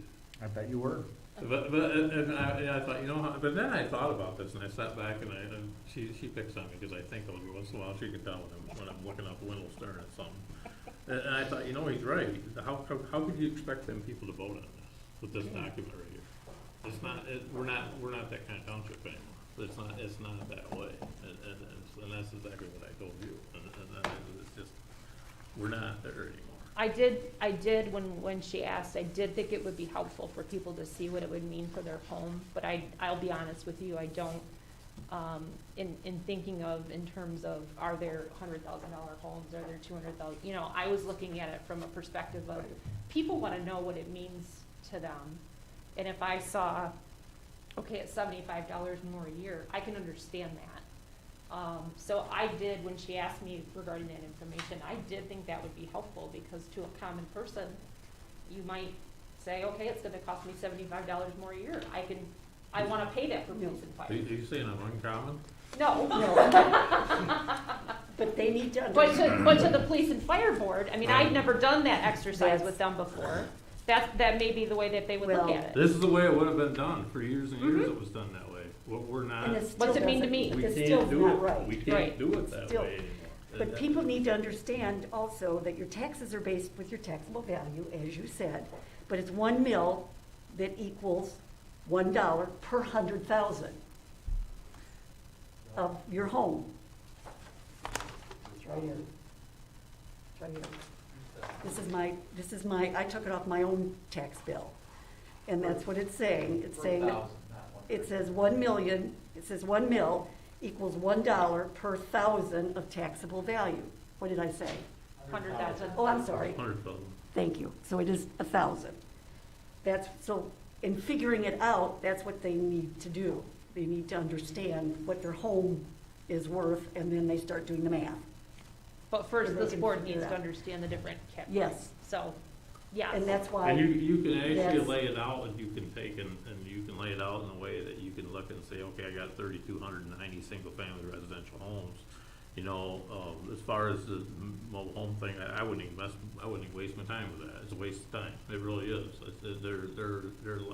They don't pay, they don't contribute. No offense to these people, as people who live in our communities and residents in our community, but they do not pay like Mr. Almarigi does at his house, or like Joe does at his house, or me at my house, or everybody else here. But they do pay. Well, let's just They be don't clear. pay. They have They to probably pay. pay more than what I do, and I fall In, closer to the 100,000 in terms of my Yeah. property value than anything else. And there are lots of properties here that are within the $100,000 property range. You look at the village area, you look at the Park Lake area. So I don't want to make statements that are going to be demeaning. I know that's not what your intent is there. And so, but we all have to pay our share, and some of us contribute more and others don't. But I mean, that's a part of living in a community. it's part of owning property. It's a lifetime. You have your townhomes, which is your places where you have your condominiums and things like that. You have 38 of them. But And what you'll is it have, that the you'll have owner new pays? numbers this year for 22, because Yep. there's, I don't know if you've been for a ride and drove around the township at all and looked at some of these areas, some of these subdivisions, and seen the buildings going on. There's like 4 of the big houses being built right now that are starting in the Hawk Hall. Not to mention they're popping up 2 or 3 condos, you live there, you know, a month over there. So that number is gonna go up. The agricultural number, I'm amazed at that, but it's the land, I understand it, it's the value of the land. But they do that a little differently, because they take vacant ag land and they appraise that for X number of dollars, and then they go back in and they reassess for the accessory buildings, or the grain structures, or whatever they have on the property, and that's how they come up with that number. The commercial industrial, truly that's driven by our, not so much, we don't have so much commercial industrial as we do multifamily housing. That's where a lot of that is addressed at. But it'd be interesting to know each one of them, what the millage is gonna cost each one of them. Yes. So you can go back and you can tell the person that owns a single-family residential house like Jason, it's less, it's worth $100,000. You can say, yeah, but you're only gonna pay this much money compared to these people that's gonna pay this much money. And that's the But he has to also look at The what he correct way already of doing pays. it. Because that does make a difference. What you already pay for 3 mills makes a difference as to adding 1 more mill. Yeah, that was To it. brought up by Yeah. the police and fire I board know, about. that I did understand. It was the other parts that I had a hard time. Okay, so what I'm You saying, could actually do that, when you do that, you could, if you lay that out on Excel, you could actually, you could settle up the same thing as what you did right here, but you could do it by the property, category, and you could do the same thing. And you could come up with what you already pay. You could start out with that, this is what you had, and then you could move over and you could say, this is what would add for a half mil, or for a 1 mil, or whatever. Are we a little late getting this going for what, maybe way I wanna look at it? Yeah, but it can be done. Yeah, you'll have it the first meeting in March. Does it make sense, I mean, as a data person, I'm curious, I mean, could we just actually list parcel numbers and then the true cash value and then? No. Too you complex. would think that would be, Board of Review There's has some, 4,500. it's about this thick. But, No, The easiest way to do this, and she's left it and been nice if she would've that's talked to true. us, but the easiest way to do this is to break it out the way it's broke out in this report. Because that's the way the residential report is, that's the way the assessing report is broken out by the classifications of different assessments you have in the township. And that's how you wanna approach this, cause like I said before, as far as the manufactured home thing, that's a waste of time to do good paperwork on it. It really is. And So then- and we'll then bring the- it back by category. But the categories of the rest of, I mean, you even got A-frame, it even goes to A-frame, we have no A-frames. So, I don't know Oh, what yeah, they- we do, it's on I Spike Road. don't know what they do with a couple of them I Yeah, know we of, but do. they're listed There's as, an A-frame. they're listed as single-family residence is what they're listed as. But But it is this is a A-frame. program that's in BSNA, and that's how they laid this thing all out, and that's how they come up with that. So you're saying 1 page per parcel, and we have how many parcels? No, No, that's no, not. no, no, Okay. no. Aggregating it by parcel type, or By By property type. Right, so, well, that's what I'm saying. So if it's broke out by property types for each page per parcel, No, No. okay. you'd have so- 4,500 pieces of paper. No, I understand, I have that in my. You need No, to so look yes, at He's saying by single-family, category, by category. single-family housing. Okay, You got 3,290 single-family resident homes in Bath Township. They in range- all of the township. In all the there's only township, 390. there's 3,290. I was gonna say, 200. okay, 3,290. You know, they Okay. range anywhere from almost $900,000 all the way down to $55,000 yep, to take in some I of the thought ones that's that what what you you referred to, said. Jason. So he's You saying, know, he's proposing, what do they currently pay? The average Yes. for the 3,290 is 190, if you average them all together, it's 194,279. why would you average that?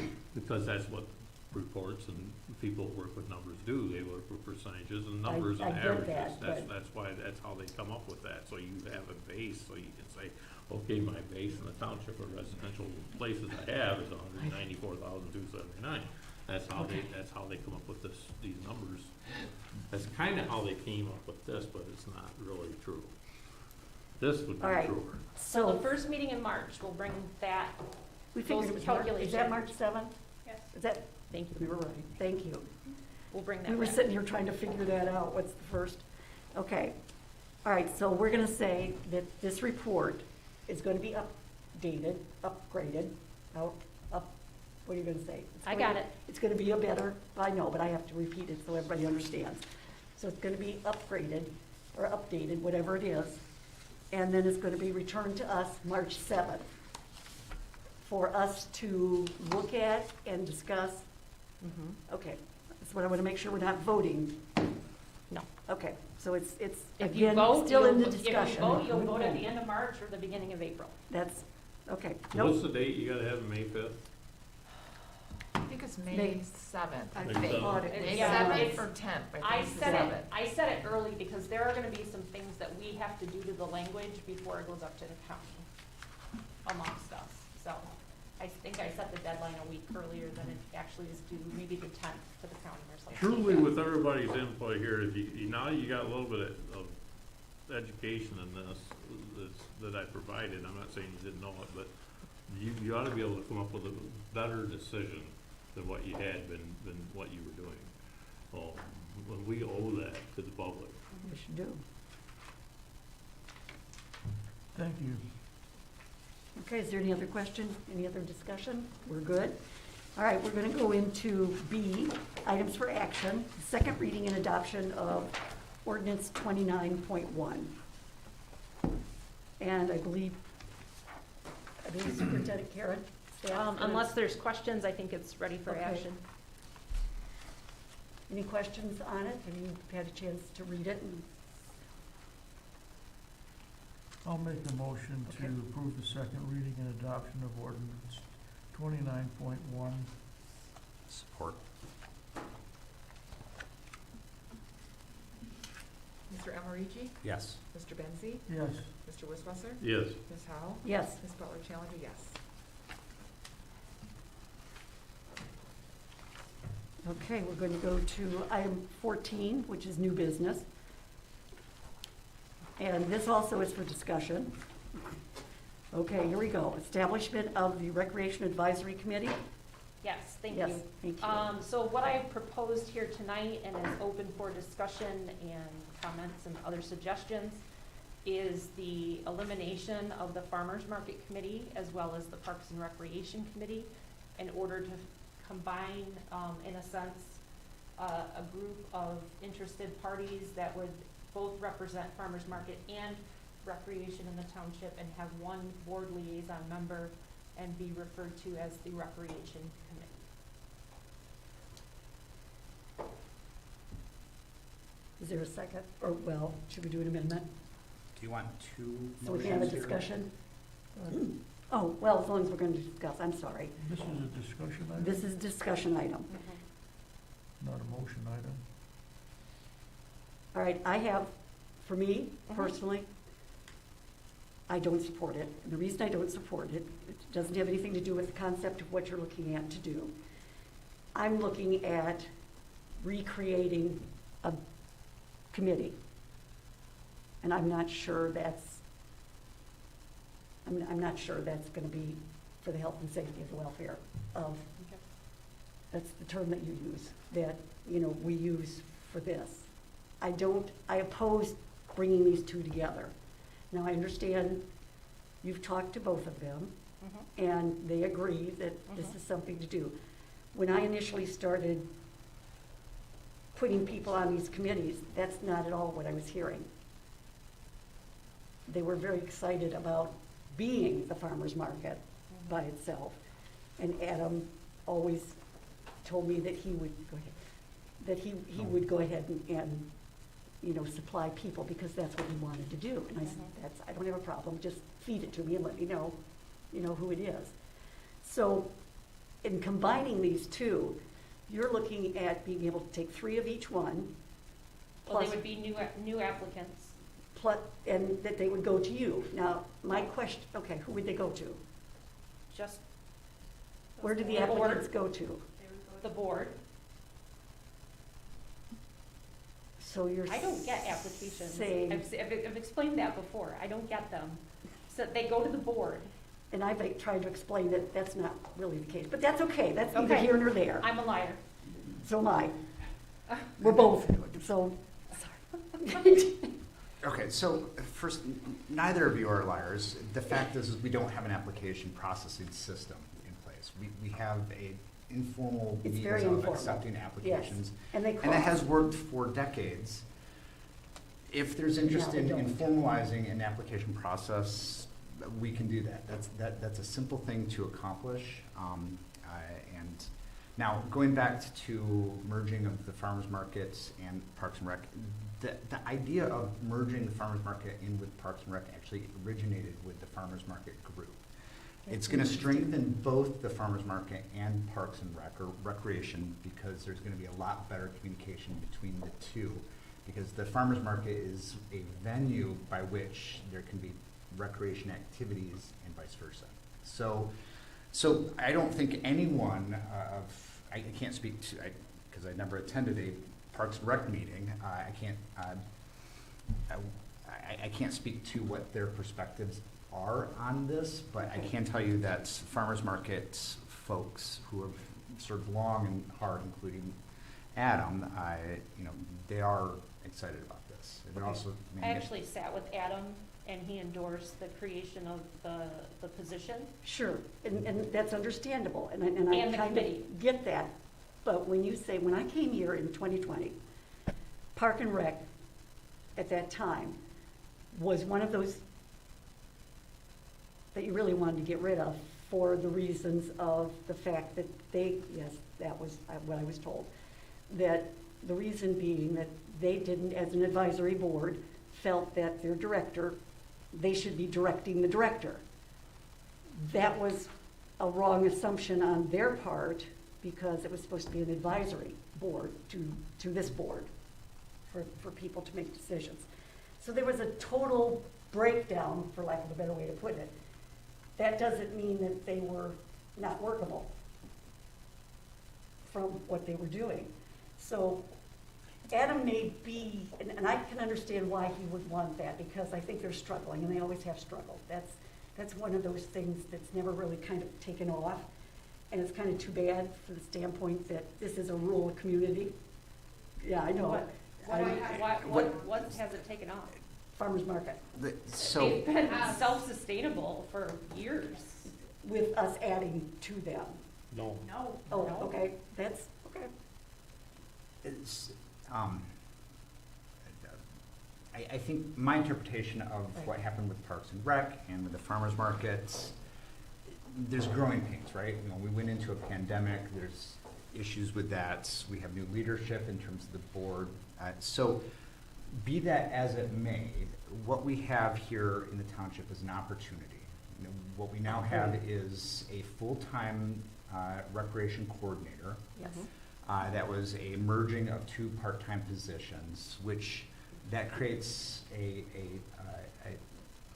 a more empowered role to serve the work of recreation, inclusive of the farmers market. So I understand that there has been interest in looking at establishment of a Parks and Rec commission that's independent of the township and the like, but that's a different conversation from the fact that we have an opportunity here to revision and think about how the township does recreation, how it supports recreation, and the partnerships with our parks and green spaces. Then they're not advisory. What is going to be the name? Because if they're not advisory. They're an advisory. Yeah. It says advisory. If they're advisory, then And I've where listed does the the things director come in?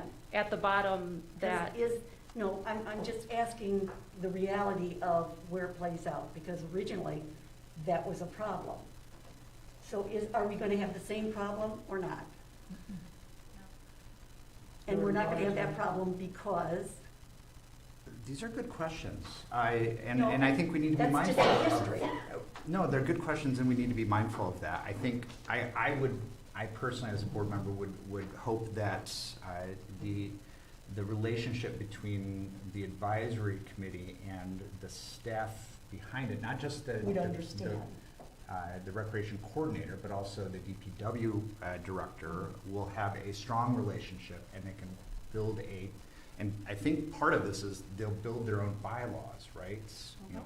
I've listed some down here of the items that they could work on, but yes, I'm Yes. encouraging them to utilize their own bylaws. And so I also hope that we have input into those bylaws, or an opportunity They to would come review up them, here. so that if there is a red flag in terms of there's a disassociation between the advisory and the staff in terms of time or space or whatever, then we would have an ability to say, no, we want something a little bit more collaborative with Because between that the was, two. that was one of the biggest issues, was the fact that this advisory board was looking at our part-time director and trying to direct her on what to do. That's not what an advisory board does, from my understanding. Advisory means that they advise, they don't direct. So I'm trying to, with creating this new piece, with this new board, not only am I looking at the process of what this board's going to do and who's going to be on it and how it's going to be determined, but I'm also looking at what their role is going to be. That's- That seems to dovetail with the conversation that we had at the last board meeting in terms of the senior services, in terms of clarifying roles and responsibilities. And I think there's work that needs to be done there, and A lot of work. I imagine that's, But the board has to be created in order to do it. So that's what you're doing here, correct? Correct. In other words, we first need to take and change our committees so that we take two committees and make one. Somebody has to decide, and you're saying it's application. Where are those applications going to go and who's going to decide? Right now, the board.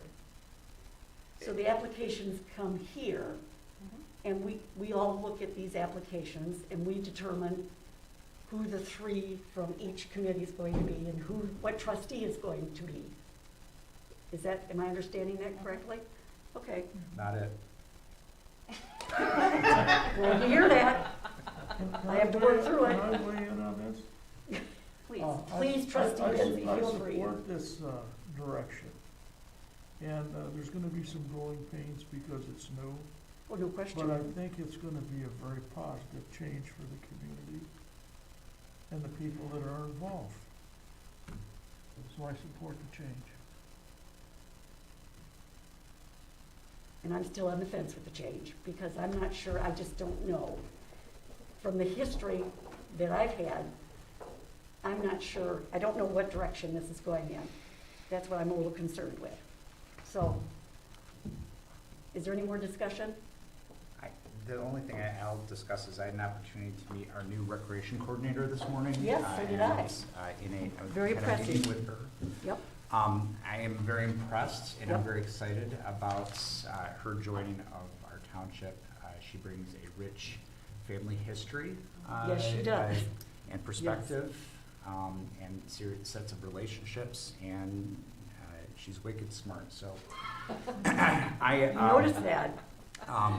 I'm very excited about this, and despite whatever history there has been, I think that we have the people in place in the leadership and staff to make something great here. Okay. Any other comments? All right. So So- will this come back to this board? Yes, it will. Yes. Next meeting? Next meeting. Yes. March 7th. Is that right? March 7th. Okay. So now we are on new business 14B, the zoning ordinance amendment to site plan review. Yes, and I will gladly turn this over to our planner. I do have to make one apology. When I copied over the file from, for the summary for publication, I left Housing Commission ordinance at the top of it. It should be a zoning ordinance, but the number is correct. I was So going to ask you about that's that. my apologies. No. Everything other than that is correct. So when it comes back to you for first reading and introduction, it will be. So please. Yeah. So the purpose of this ordinance to come to you guys tonight is there's been a lot of changes over the years when it comes to the site plan review process. Our ordinance hasn't reflected that. This ordinance hopes to do that. It hopes to provide for a more consistent and uniform process when it comes to evaluating these developments. In my opinion, I think that this will be a positive for the process itself. As you guys know, I'm very process-oriented when it comes to all development stuff. There's a step 1, 2, 3, 4, 5, and so on. At the Planning Commission, we talk a lot about, how this happens, how developments come to the township, how they move, how the agency review happens, how important everything is to get checked over. And for me, it's important that everybody has full information when they come to us, and that they're treated the same way and have to go through the same process and the same checks and balances every time. So, yeah, that's what this attempts to do. I think this will be a net positive too from the developer's eyes too, because I think this ordinance in particular does a lot better way of explaining what step 1 through 5 look like as where I felt like the other ordinance, what's currently on our muni code, just kind of like information dumps at the developer, and then I get a phone call and they're like, please explain to me what's going on here, what you need from me, when do I need it to you, and then where do we go from there? And I think this kind of does a better job of just answering those like basic fundamentals. One interesting change that has been made to this is right now the pre-application meeting is an optional meeting with developers. It's one that we highly encourage. So that's when, prior to the developer actually filling out a special use application, they'll come in, they'll meet with me, Karen, Bert, the assessor, maybe the fire marshal. Taylor's in a lot of those meetings, and we'll kind of talk about the development, look at it from the planning perspective, see if the fire code, if there's any issues. That way we kind of work out some of those high-level kinks before they apply. That way if they have to make any major changes to their site plan or the layout of the development, that can happen prior to them investing thousands of dollars in civil engineering plans. So it's something that developers usually appreciate.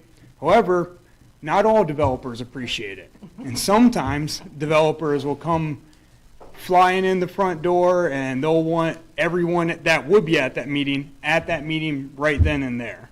And it can throw our day off, it can throw our process off. So this kind of requires a pre-application meeting as a part of that process.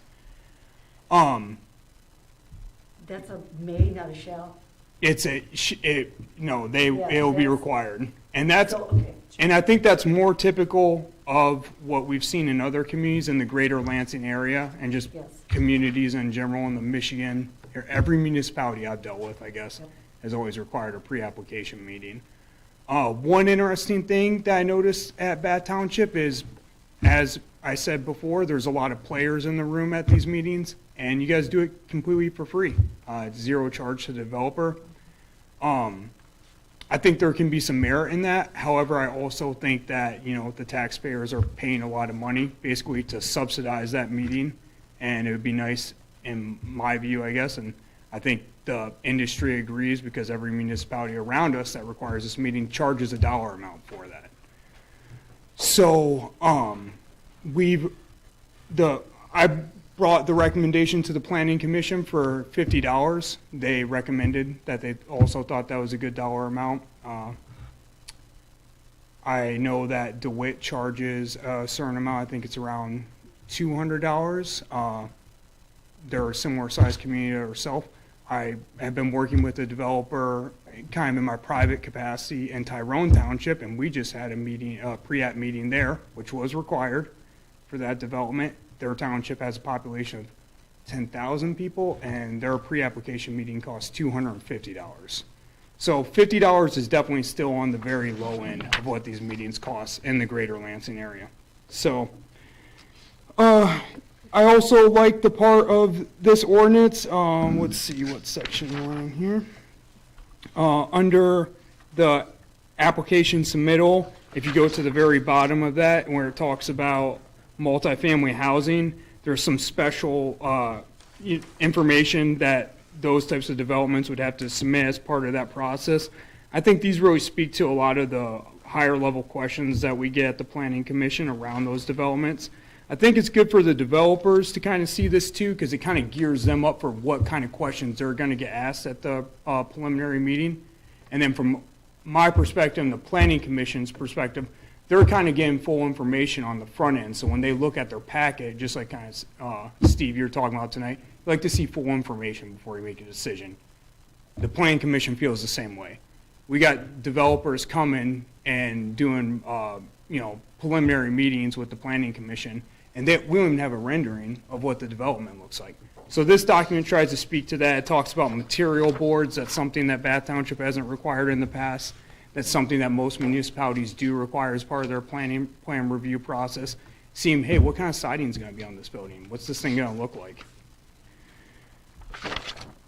Trying to see if there's any other high-level stuff. One thing that this ordinance attempts to do is more accurately reflect how we actually do our escrow process here at the township. The ordinance that's currently on Muni Code, I think, speaks to $3,000 for escrow. This ordinance, at a maximum limit still speaks to $3,000, but how we've actually been executing that is in $1,000 installments. Just because typically we don't need more than $1,000, but this ordinance builds in the ability that we'll get that initial $1,000, that will be refunded upon completion of the development. However, there are many cases where the development can be quite complicated, and we'll exceed that $1,000 up, and at that time, we request the next installment of $1,000 to a maximum of $3,000. Another good thing this did is just on a basic level, there's been a lot, you know how government agencies love changing their names. So there's been some changing of names of different state agencies. This document reflects those changes. Also in the ordinance currently on Muni Code, it talks about how the agency review should go to the fire chief. We now have a fire marshal. So just small stuff like that, it kind of fixes up. It makes the ordinance reflect how we actually do things in real life, which I think is important. So, do you guys have any questions? Nope, you always do a good job. Well, Jason's got one. What's going on, Jason? He's got his hand going.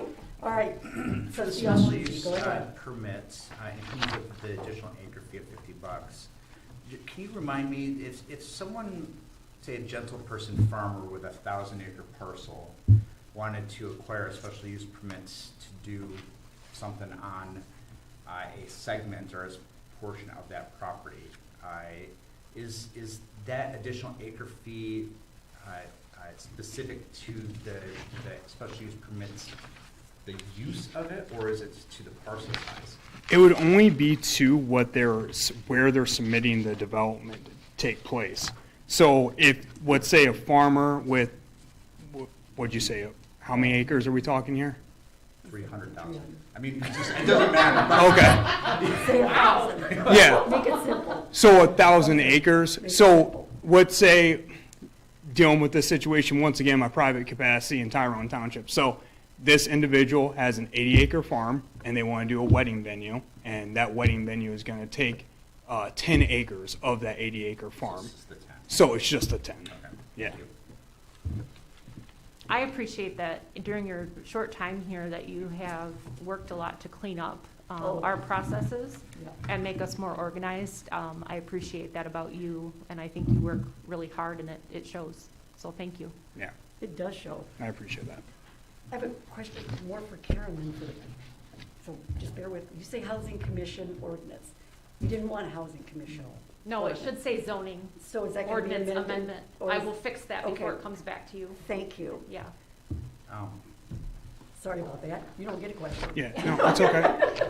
So I have two other questions. Yeah. One's Oh, there related you to go. this, and the other is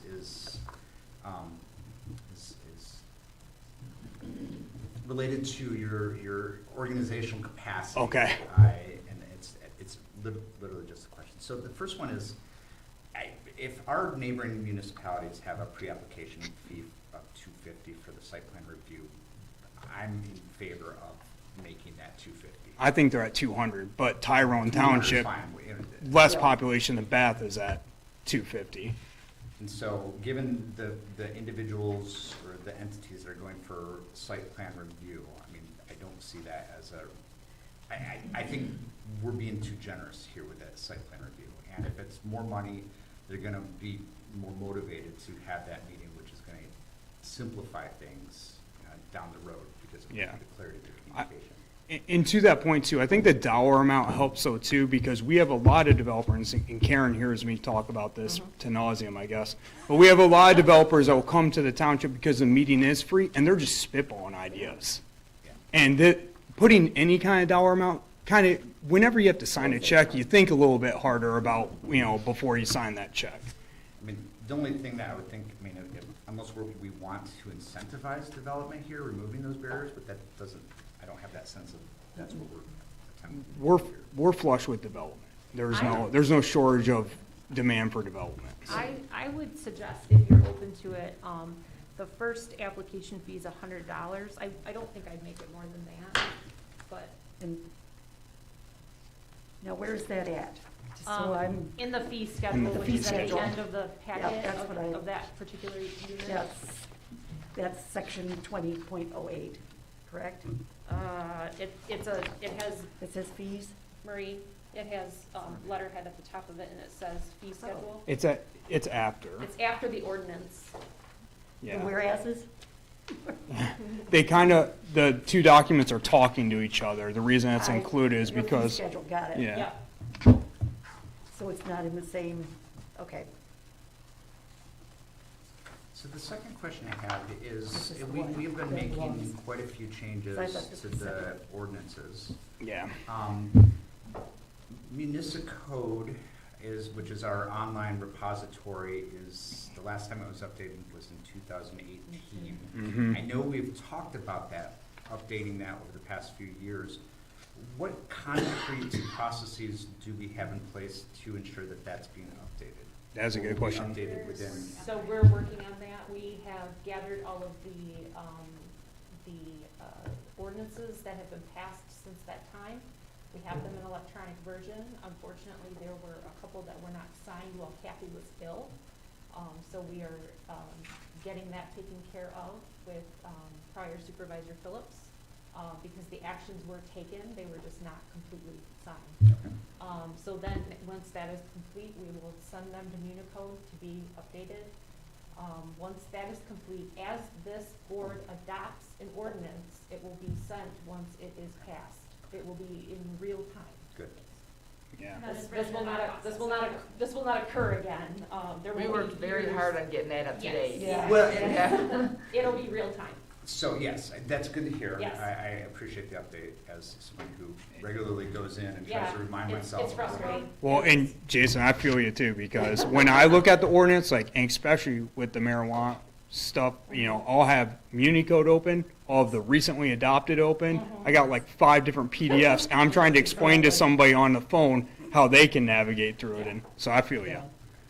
So we're going to improve that. Brenda and her staff have worked really hard on that, so the thanks actually goes No to question. them. We're done. All right, that was, any more questions? Comments? Statements? Thank you, everyone. Thank you. Thank you, Miles. Thank you, Miles, as always. Okay. Now we've got B, item B, under 14, for items for action. We've got a resolution for payment or refunds. That's yours. Looks like I'm up again. Treasurer responsible. You're up I again. get to talk some more, that's great. The, No, we have 3 minutes. that's all right, No, I can do it. You gotta vote that fast though, too. that's, The, I can do that. I'm trying to decide how I wanna play this. But in the past, back in about 2013, I wasn't here, obviously. We did some changes in the tax world. We had over and under and over short payments. So we adopted, it's pretty well county, it is countywide. We also did away with postmarks. We did away with a lot of things to clean the tax roll up. And the purpose we did this for is in the second, or actually it's the second to last sentence down below, where it says, "Be it further resolved that overpayments of taxes totaling $5 or less shall be handled by the treasurer in accordance with generally accepted regional tax collection practices." What that means is obviously the township treasurer has to agree with the county treasurer, and we have to settle on a dollar amount. And you, quite often, there was a lot of years where you was off by pennies of a dollar and this, that, and the other, and it's always been a problem. So they did a departmental thing at the county and said, we're gonna do over under $5, that's the way it is. We never got really loud about it when I was here before. We talked about it, but in 13 they did, but they didn't, supposedly they say they had a resolution. I've talked to a couple different people and that worked here earlier, but I can't lay my hand on it, like a lot of other resolutions that we've, since Kathy's left, we haven't been able to lay our hand on. What prompted me to do this is, number one, we have to settle with the county treasurer, and we have to beat it to the dime like we always have been, and we've always been doing this right on along.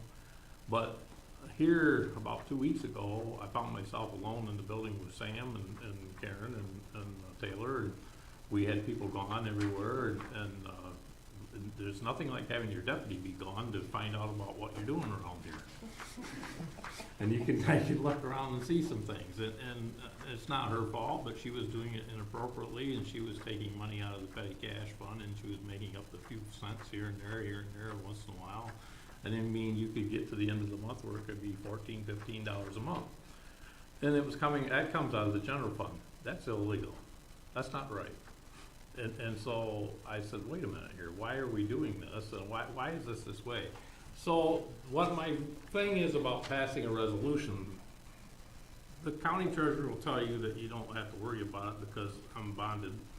The tax rolls in my name, it's not in any of yours. It's not, it's between her and I. But that's not necessarily true, because when you have the deputy treasurer out there taking money out of the petty cash fund to make up the differences, which is it's an inadmissible amount of money, but that made it a violation or a audit violation. I'm pretty good about looking at them things. I'm gonna raise my hand up and I'm gonna identify it. It's an insignificant amount and they're gonna blow it off. But I'm also gonna say, hey, we got a resolution saying this is what we did when we agreed to this. This is what we agree with that most important thing. Treasurers in accordance with generally accepted regional tax collection practices. And we're golden. What you'll find is this dollar amount, you want to say, well, how much money can this cost us? It doesn't cost us very much because we have interest earned that you can't record in the general fund, or in the tax fund. It has to be recorded legally in the general fund. And we have a line item in my treasurer's budget. It's 101-253-958, which is bank reconciliation fees, and that's where all this, if it's a negative number, that's where it comes from. And it's done on a monthly basis at the end of the month with the accountants, and it's all third-party persons looked at it, and it's good to go. However, we do have a few, thank you to say there's pages, but we have a few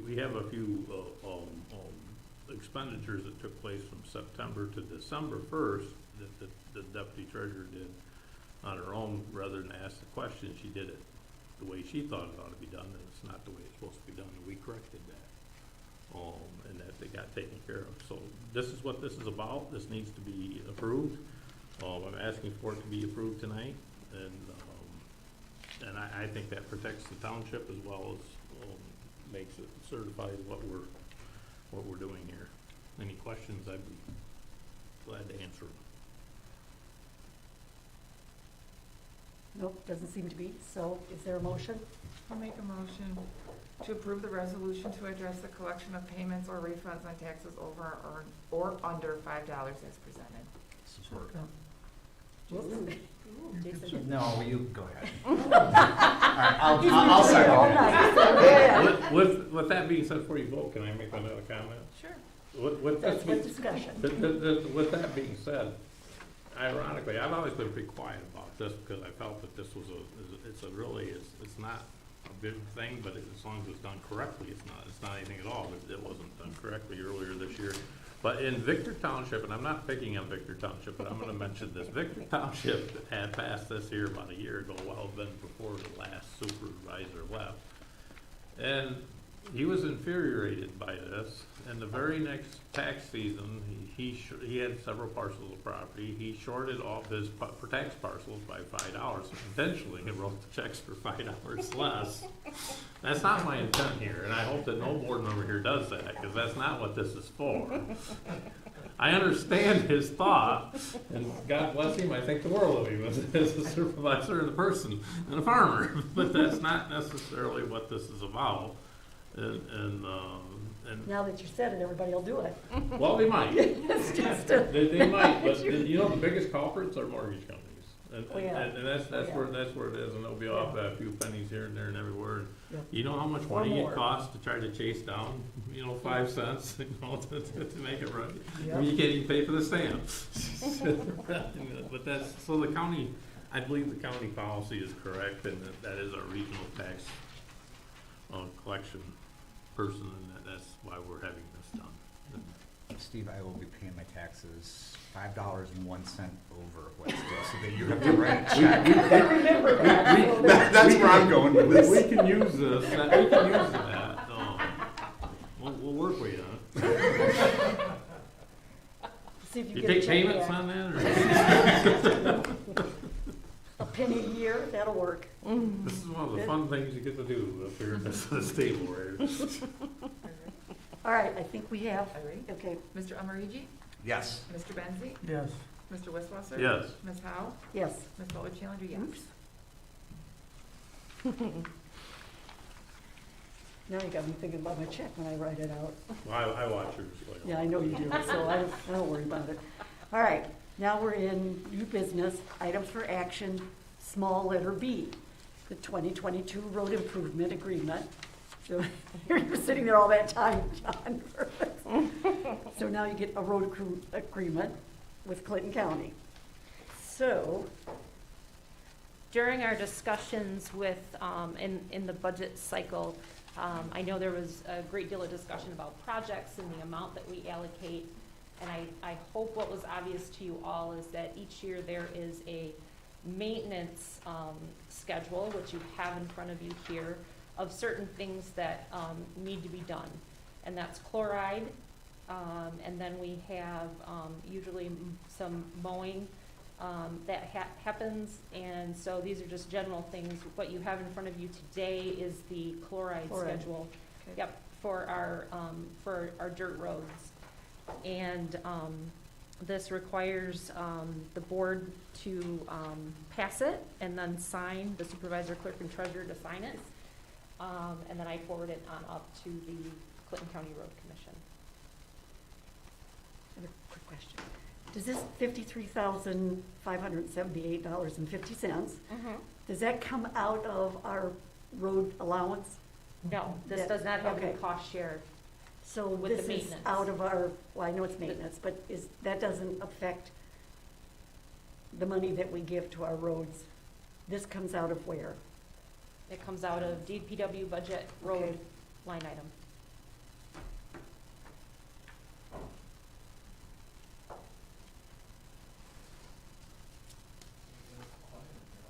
You did, you left. All right. That obviously has to be an item for action. Yes, please. The only other question I have with it is, the road commission prepared it, do we know who, God, I keep bumping it. Do we know who prepared it? I mean, is that agreeable with the road, this dollar amount, with the road committee?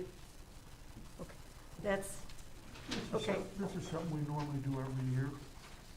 well, I know that, but I mean, We do I wanted to every make year. sure it was an agreeable Well, with the I'm sure committee. Yeah, it is, The general road maintenance usually comes in around 60,000, I think. yeah. Okay, so this is lower, that's good.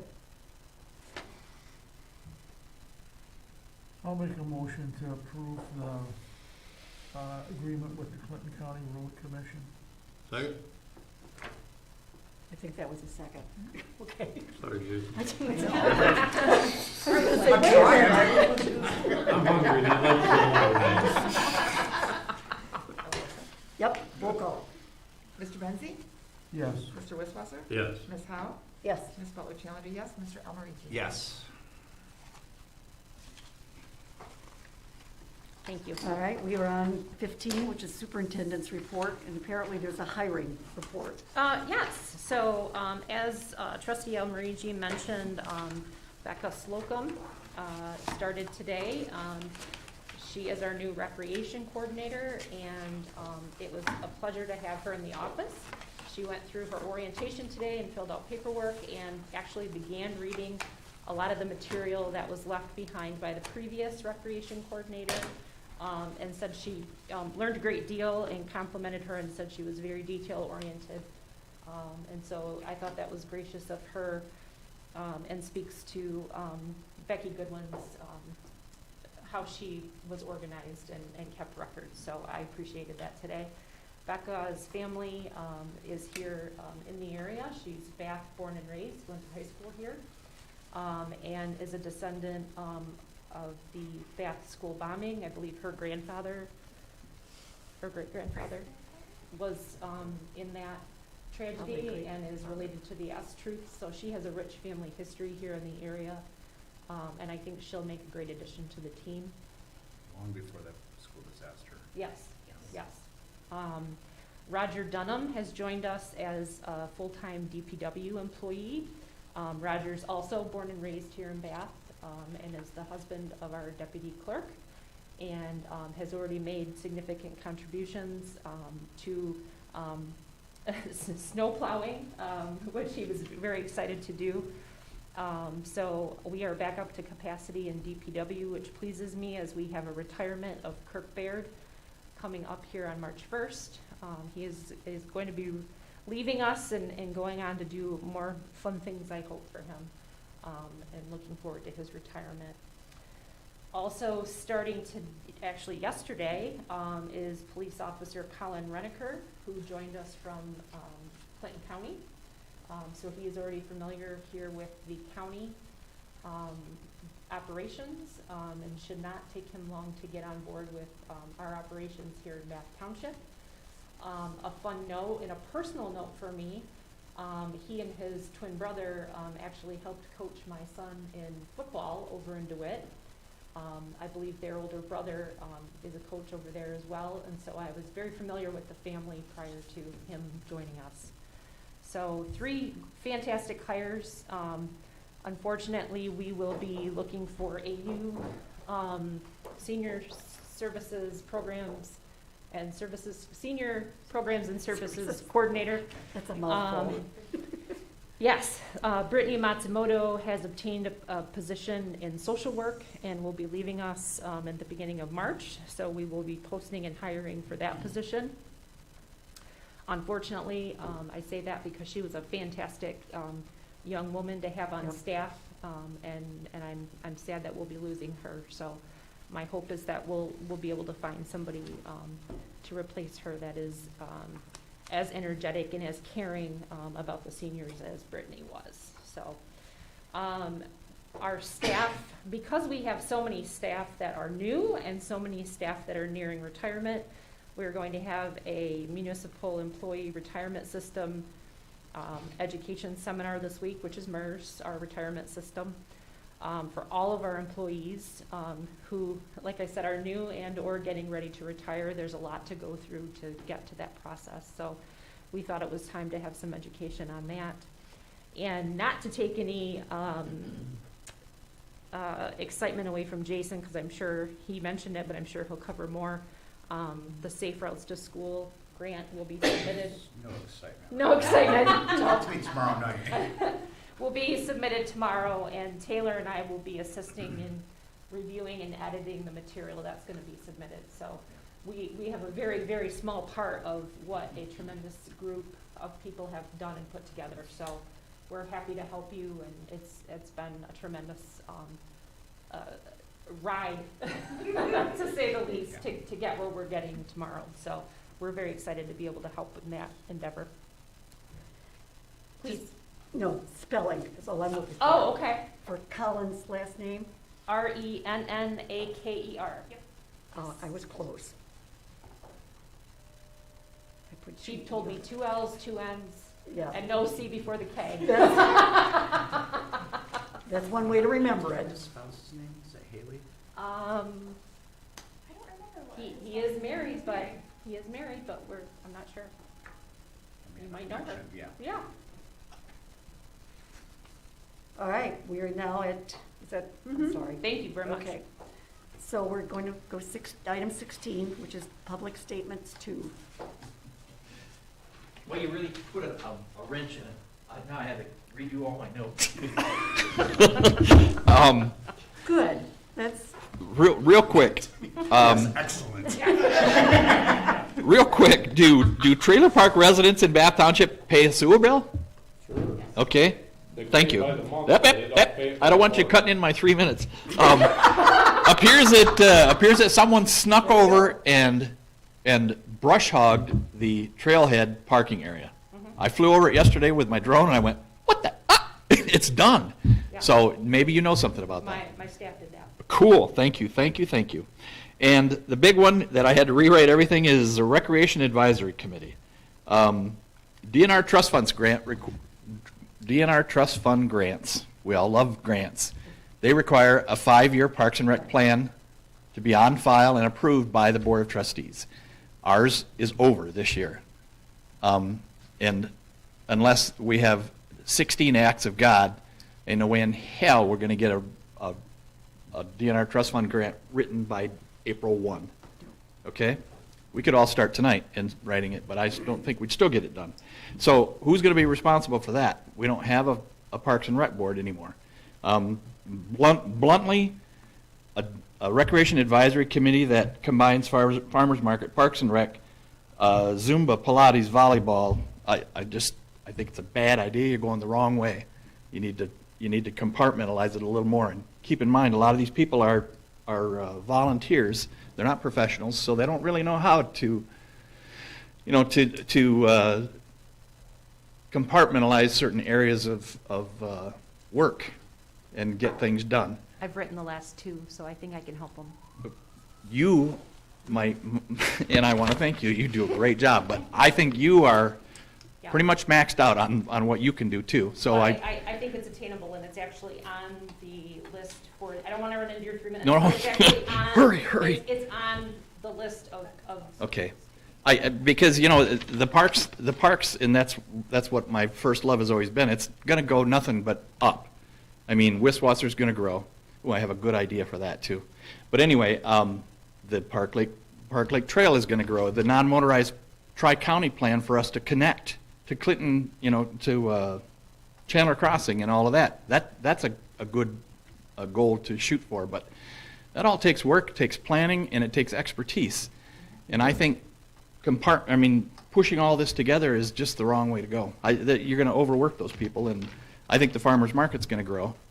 And I think at the very least you should have maybe a public meeting, not a public hearing, public meeting, to see what people think about this. But anyway, that's just my opinion. Thank you very much, and I hope I got under the 3 minutes. You did. Okay, I might do I have a couple of seconds? I have one more question, I think. We have a couple of seconds. Okay, no, you answered the sewer bill. Nope, I got it all. Thank you. And the brush hogging thing is unbelievable. I flew over that, and I was looking at that, and I went, how in the hell could that Thanks happen? to Trustee Benzie's recommendation, we now own a brush hog, and it's been put to good use. It did a really good job. Thank you. How much did that take? How much time was that? We're 2.5. So you did good. You did good. All right. Anybody else, public statement? John, you're good? Okay. Board member comments? No, we better start down here because I've got one. Trustee Amarigi. Any Good. comments? I'm good, thank you. You're good. Trustee Benzie? Thanks for coming. You're good. Treasurer Wiswasser? Thanks, but I've talked too much already. Telling me you're going hoarse? No, I just don't. Okay. All right. I'm going to take 2 minutes. Everybody else, I checked with them to make sure it was okay. The sympathy of the board is going to go out to the Ronald Joseph Steichman family. So I just wanted to put that out there on front. He is the former supervisor for the Meridian Township, and he passed unexpectedly. So that's a tough one for them to deal with. They're going to have to put in process as to what they're going to do, but it's also tough for the family. He had an amazing, amazing history. So I just want to put that out there, that this board supports that sympathy for the family. And I hope that they will. They'll get through it. It's just a matter of when and how. All right. And thank you for coming, you guys. You stayed the longest. Yeah, I drove 100 miles to get here. Yeah, I know. All right, so we're good. All right, now, is there any objection to an adjournment? I was going to put something in, but it's already in our board requirements of what we need to do. So if there are no objections, we're going to retire. We're going to adjourn under unanimous consent. I don't need to retire. Been there, done that. Not yet. But that's, I got a ways to go yet. Probably another 10, 10 20 years. years. Oh, I don't know. The numbers I get are pretty amazing. You know,